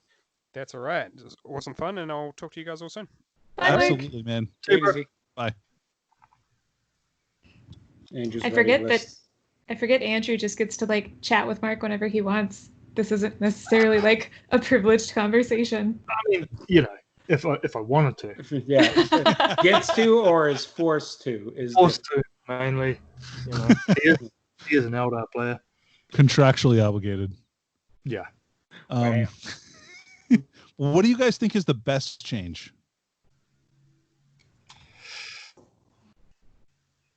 I think 5 turns. I think I agree that 5 turns is not only a huge change, but just in general, I like the idea of not having to slog through that extra turn, like just in case. I don't know. Yeah, no, that's. I think it's a really good change as well. I concur. I don't know if there's one specific rule for that I would say is the best change, but overall, there's a lot of rules that try to get rid of the feels bads, like things getting trapped or things auto dying because your plane couldn't move anywhere, or you couldn't get out of a vehicle, so you just auto die. Like all the times when they looked at all of these things where you just instantly die, and they said, "We're going to give a way for you to get out of that. It's not going to be great, but it's going to let you live." Yeah. Emergency disembarkation is a good stratagem, and I'm glad it costs resources for you to like pay for your screw up, right? Yeah. Like there's actually some cost to it. Yeah. It's not, it just takes the moments where you're just like, your opponent's like, yeah, that unit's dead. And you're just like, huh? You know, like just having that chance to be like, I messed up, but I'm not dead because of it. Right. Although you probably don't know what that feels like, Danny. Oh no, man, I screwed up too. Yeah. You only scored like 41 points in one of your games once. I've never gotten a perfect score, by the way, like in ITC ever, not even once. I did score 93 points in my first game of 9th edition, though, so I was pretty happy about Oh, poor John. What did you do to him? Did you buy him dinner first? Well, he took a lot of hold the center, like, or hold hold primary objectives. And I used ghost arcs and other things to basically block off all but one of the objectives outside of his deployment zone, so he couldn't really get on them to score. Shelby, can't hear you. Can't hear me. Whoops. She's waiting. No, she was Nope. pointing and trying to talk, and Oh, I I just- see. I like to mute myself sometimes and then forget that I muted myself. I was gonna say, did Danny play Necrons and I didn't realize? yes. I This is like one of my very favorite armies. cool. Duly noted. She will Moving on. hit you up in chat later. Slide into them Necron DMs 001 Anytime. Cool. How about you, Andrew? What do you think is your favorite change? I still think the terrain. Yeah. Yeah, definitely. We just needed. I mean, how many times you've been on a table going up against knights or guard or something that just had all the long range firepower, and you've got no line of sight blocking terrain on your side of the table. You know, as a Cuts to Toads player, I can tell you it's a lot. I'm really happy about that. I'm looking forward to checking in with Andrew about this like 3 months from now, where he's like, "Oh yeah, custodes are the best. Obviously, no regrets ever." Oh, no, I might regret it in 3 months' time because probably be about the time that they get a new FAQ and everything gets nerfed or points increases. So like, yeah, they all double in points and their invulns cap out at a 5-up. I think you've got at least 6 months before there's a real points increase on anything. Yeah, and at which point I just fall back to my Marines, so we're good. It sure would be nice to play games in that 6 months. Oh, we're playing them. You guys want to move down here? We're not literally allowed. Well, yeah, that's true. we might be able to pull some strings, you know? Okay. So my favorite change for this edition, I like the rules for combat, and especially so I know that people don't like the get out of being trapped in combat, and also you can't swing with close combat weapons in melee anymore, and you have to swing with like your good weapons. But I think those are all that's the way it should be. You shouldn't be able to game the system like that quite as much. Terminators don't go and turn off their fist and then so I just can slap surround you. him and swat him on my turn. What I do like is when units get stuck in combat, there is a penalty for being stuck in combat. Like, you're probably not going to be able to shoot unless you have some kind of super specific rule. Like the changes to fly are a really big deal for that. And vehicles can shoot into combat if they want to, but they're going to get a penalty. So it'll be interesting to see how that shapes some of the anti-personnel weapons that tanks take. I think there's probably going to be a lot more flamers and things like that. Yeah, buddy. Which I think is really cool. I'd like to see that kind of stuff. I think that's really fun. So that's my favorite change. I'm looking forward to the first time I roll 5-up on a Tanglefoot grenade when somebody wants to escape my tri-point. Oh yeah. Oh, brutal. That's going to be fun. Not for them. But, I was like, for who here? Yeah. For the Custodes, of course. Yes. So that kind of segues really nicely into what do you guys think the meta is going to meta changes? Like, we talked about some of our favorite changes to like how the game works and terrain and kind of some of like the game length. What do you think the meta is going to be like?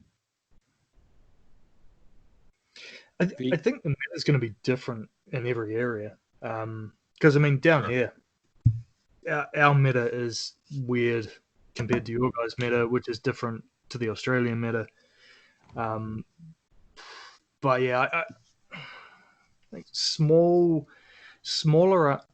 obviously smaller armies, but smaller elite units, maybe tending towards MSU with smatterings of vehicles. Yep, I think there's going to be a lot of vehicles in the game. I think it's going to focus around durability of some matter. So whether that's MSU, elite units that are hard to kill, or vehicle spam with transports with infantry inside, but something that is just going to be able to sit around on an objective. Because like Mark said before he got off, like parking 2 trucks with boys on every objective and just saying, there, clear 4 units off of every one of these, otherwise I score points. Yeah. And so I think a lot of different armies are going to try to tackle that solution of how do I stand in the open and live for a turn with different methods. Which is why my gut instinct is to say that horde armies, or at least an attempt at horde armies, is definitely going to be made by a lot of different just armies. Sorry, repetitive. Anyways, but I see people trying to make horde armies work, and then I just don't know that they will. I think the initial being able to hold a bunch of primary objectives with your 180 plague bearers or whatever the hell you want to try sounds good in theory, but I feel like it won't wind up working. I don't know. All it takes is for someone to take hordes and win a few times, and then all of a sudden people are just bringing all the blast weapons. Yeah. So what if we traditionally talk about hordes thinking about units with large numbers, but I mean, there's no reason you couldn't take 2 battalions and have 12 troop choices available and just say, you know what? I'm going to bring 12 troop choices. Yeah. and they're going to be small units though. It's going to be MSU, but it's still going to add up to 120 boys on the table. It's just going to be 12 10-man units. Right. I like that MSU for you is 10. It's the minimum size I can buy the unit in. Okay, like, fine. 12 units of 5 intercessors or there something. you Yeah, go. and That's what I had in I mind. love that even normal people think MSU is 5 models. It's 3 for Custodes. Oh man, so 3 models is dangerous for Custodes, I think. It's very dangerous. Exactly why I've gone from having 2 units of 4 guys to 1 unit of 8. Okay, that's fair. Patrol is where it's at. Yeah, I think Custodes patrols, that's where they want to be. Did you ever hear the word patrol in 8th edition? Nope. Yeah, when Dark Eldar players were complaining about their special rules. Yeah. Like, Right. but that's what 9th has done. It's like patrols, baby. They're back in style. You're like, I Dark thought Eldar that was the thing you used when you started playing when you had 500 points was a patrol. So I think transports that have 2 5-man squads in them are going to be really good. Because that's just another unit that has to shoot and take out like some guys. I really think, like Seth, like you mentioned, I think a horde may not necessarily be a horde of actual models, but a horde of units, and I think that's pretty awesome because the morale rules will really affect them in a positive way. I think there's a lot of good play there for sure. I see that. I see a lot of mechanized infantry. I think those are really good. And you're going to need to take a lot of anti-tank, I think, in this edition. Or maybe just anti-elite in general, not Yeah, necessarily yeah. just tank, but Yeah, so that brings up a good point. I think that so infantry obviously are going to be huge, so that you can hold on to primary objectives, but also a lot of people are going to be bringing transports and vehicles because of the new rules, and so it's going to be a really hard game of playing. Like, how do you balance needing to bring enough stuff that's anti-infantry, but also making sure that you have enough anti-tank stuff in your list? Because I'm not good at playing that balancing act at all. I don't know if you guys are. I'm sure you are. Well, and people are going to skew, right?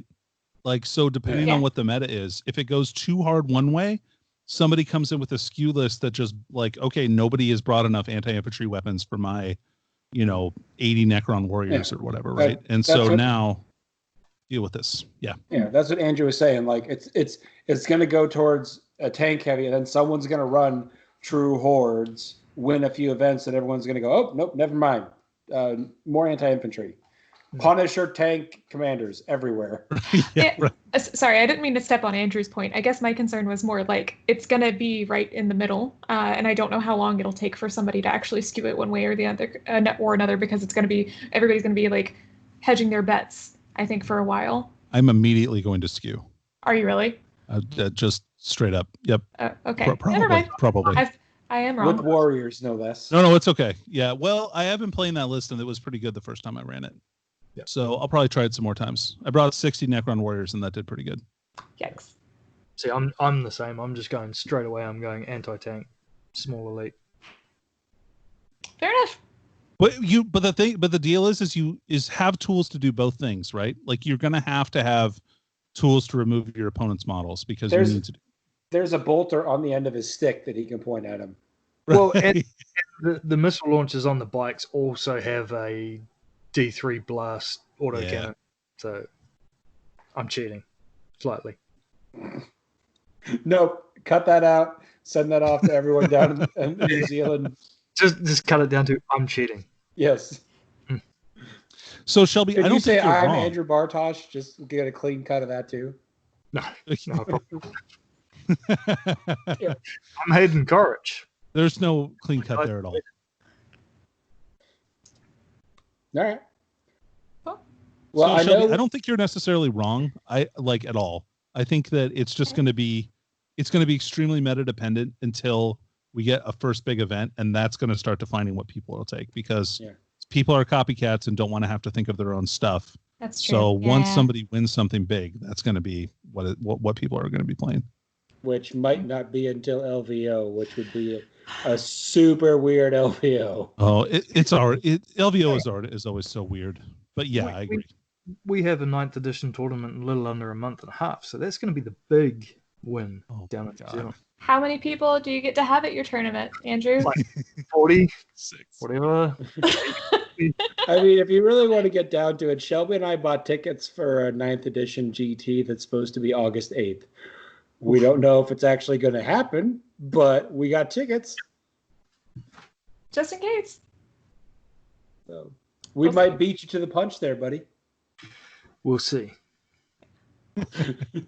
He's going to might call in a COVID alert. Yeah, I was going to say he might airdrop some more COVID in. That's how they got rid of all their COVID, by the way. They just airdropped their people here with COVID. Yep, that's how viral infections work. Not sure if you knew. They sent them to America. I'm a doctor.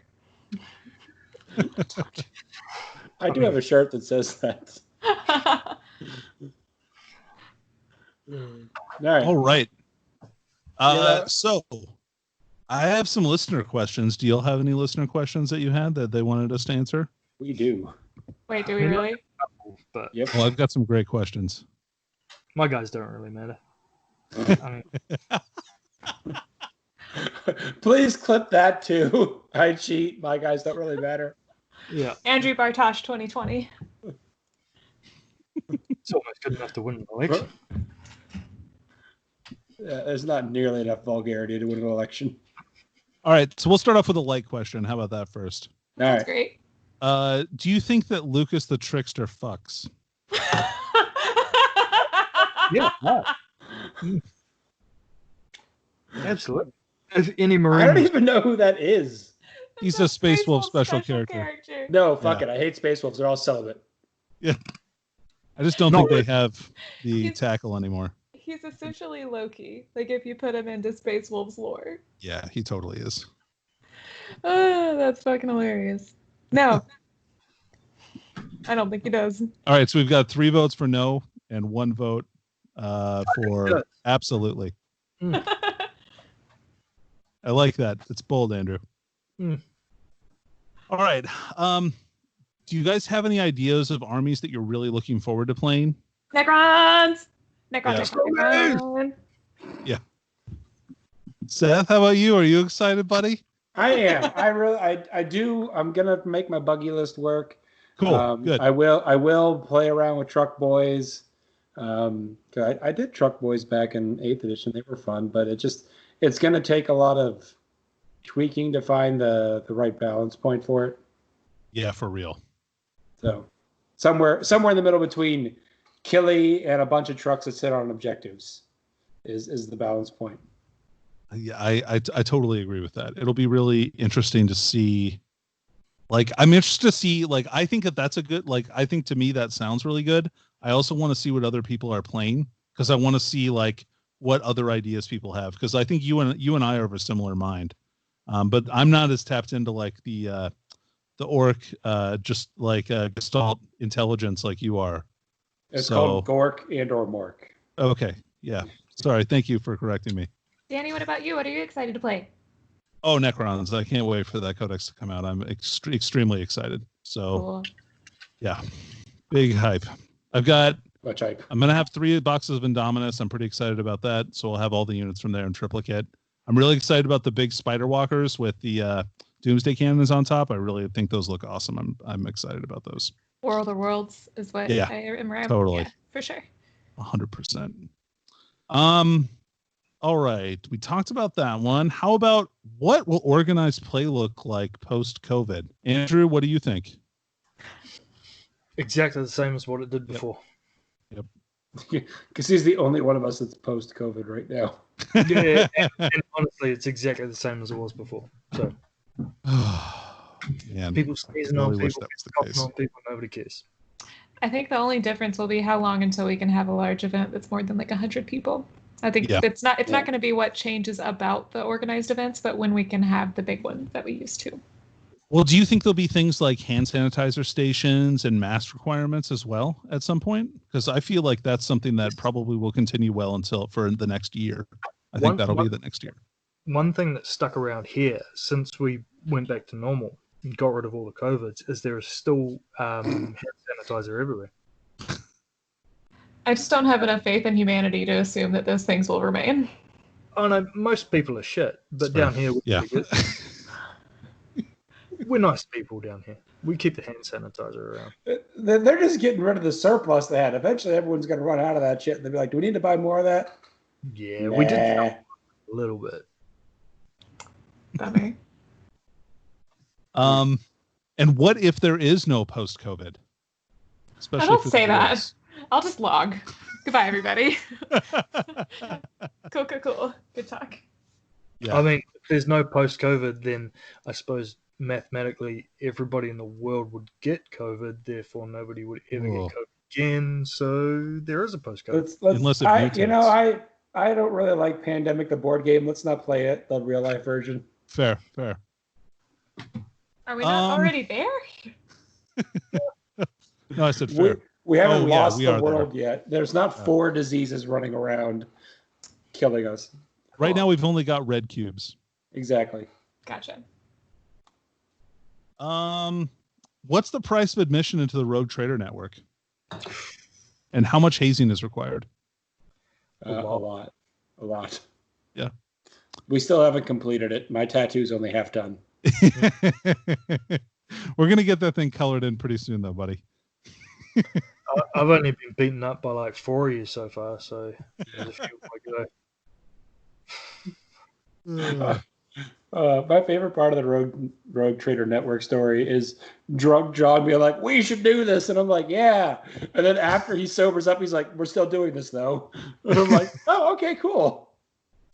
He did tell me about it like well ahead of time that he wanted to do that. So it's been a plan that he's wanted to do for quite some time. Would you say? So I'm glad that we generation got in the making? Yeah. I'm glad that we got all of the partners that we do in the Rogue Trader Network. They're all really great. Yeah. Except for you, Seth. Ouch. I was going to pour one out for the High Lords and be all nice to them. You're like, get the fuck out. Now, are you talking about the Dangli Boys in general, or are you just specifically? No, just Seth. Just Seth. Okay, cool. The rest I'll of you stick guys around. are cool. Well, wait, hold on a minute. If Seth is the offending guy and he's the one who runs everything for Dangli Boys, how does that work out? I don't know what implication you're trying to make, Danny. Okay. Are you saying that we're not a self-sufficient organization? I'm saying you I guys am. have one organizer. Shelby, I'll let you organize when we record next time. How about no? Okay. All right. All right. So that listen- concludes. Go ahead. Sorry. Was that all your listener questions? Those are all my listener questions. I can't tell if Bartosz is still here or he his camera froze or he just had enough wine that he just went into like a haze. No, I'm still here. Okay. Oh, it's Okay. I was just talking to someone. Wife's leaving to pick up the daughter from something. I don't know. Your picture's definitely frozen. okay. Yeah. I just thought he had enough wine that he's just like, I can't move. He's a tank. I've only had one bottle, Seth. Okay. It's not whiskey. Our listeners, a lot of them asked about the Vigilus attachment changes and removal of that. I think we hit on that already. Feel for the Chaos players too, losing the Lord Discordant detachment. Wah, wah. Yep. I think someone mentioned it though, but they have hinted at you will get some of your things from Vigilus back when we re-release your codexes with the new 9th edition version. So Yep. I think the impact will be short-lived. You'll still see some of those good things come back. But Danny, I know you've been waiting to hear this question. Why the Crusade system is the best thing to come out in this edition? I'm actually really excited about Crusade. I think it'll be a really fun way to kind of do some narrative games along a track and kind of really build up some good, some really good gameplay that's thematic and fun. So I think it's a really great system for like customizing characters and making your own heroes and doing that kind of stuff. I think it's great. I'm very excited when more codexes come out because all the new codexes that come out are supposed to also have Crusade rules for that faction that are specific for them. So it'd be cool to get like some different tables and stuff like that, kind of like Path to Glory from Age of Sigmar. Yeah. Believe it or not, I did actually play in some narrative campaigns in my lifetime, and they've been fun. What? Yeah, in Maryland, back in when I lived up in the north. Gotcha.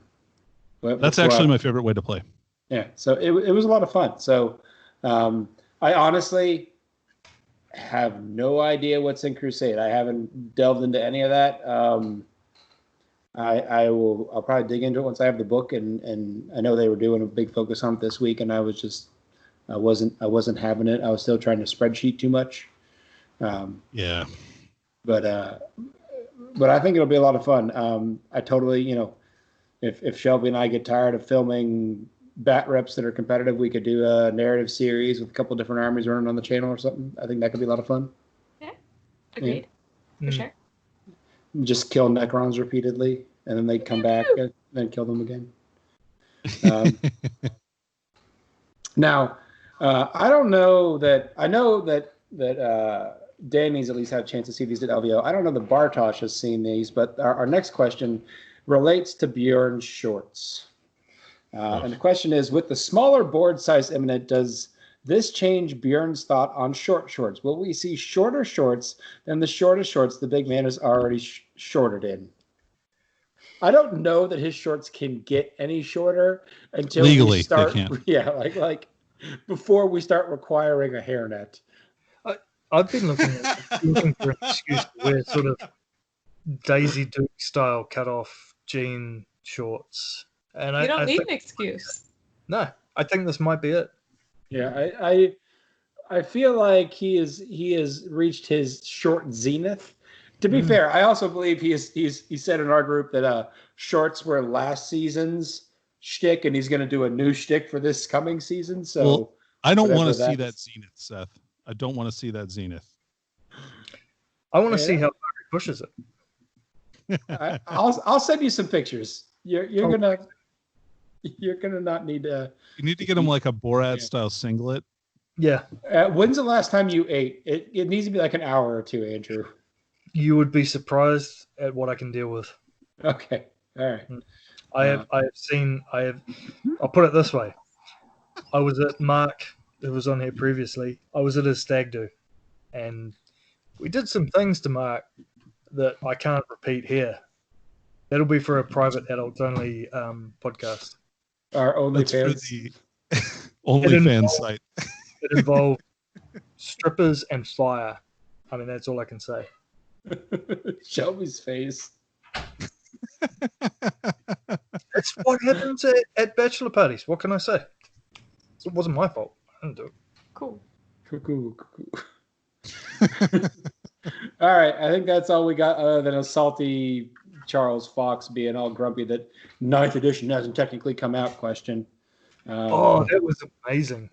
Fucking hell. Yeah, I'm just like, what do you guys want? Like, we have the core rules. The GT packet's out now. We have points. Like, what are you defining 9th edition as being out? Whatever. Well, for the plebes, right? Yes. Oh, okay. We just lost Andrew. Goodbye, Andrew. I guess that's great talking to you. Time to wrap it up. I think that's a good sign. Well, here we go. We got him back. What happened? You all right, bud? This is what happens when you start insulting another podcast's listeners. New Zealand decided that you had too much contact with us, and it was afraid of COVID coming through the internet. Yeah, COVID warning on my screen. What's going on? Am I back on? I don't even know. Your video's not, but we can hear you. Yeah, weird. We're going to wrap it up here anyway. Yeah, we're just wrapping it up anyway, cool. I think. Yeah. I think that concludes all of the 9th edition chatter we wanted to rap about. Thanks so much to all of the members of the Rogue Trader Network, whether it's the Dangli Boyz or the NZ40kabal or 40kabal. 40 Cabal. Yeah, I got it. Okay. I'm pretty certain he's just messing with you now. I'm just gonna say it slightly differently every time you ask, just to fuck with you. I'll just say it slowly so you can understand me. Or we can just get a clip of them saying it on the soundboard, and every time you need to say it, you just hit the button. I was going to edit that advert you did and just had my voiceover for our name because it still wasn't right. One day, guys. One day. Also, the High Lords of Terra. We'll shout them out. Absolutely. We tried to get them in tonight, but it was just between trying to coordinate Alabama, California, Alaska, and New Zealand time, it didn't quite work out. Too It's not many meant to moving be. parts, and that's fine. Yeah. But check them out because they're fun, and Michael is salty, and it tickles me. And of course, Danny and John on Mob Rules, bi-weekly 40K podcast. Woo. Mostly John. He's the real. Yeah, mostly John. John. I'm here for flavor. Mm. All right. Well, thanks for tuning in, guys. Thanks, everyone. Have a good one. Peace.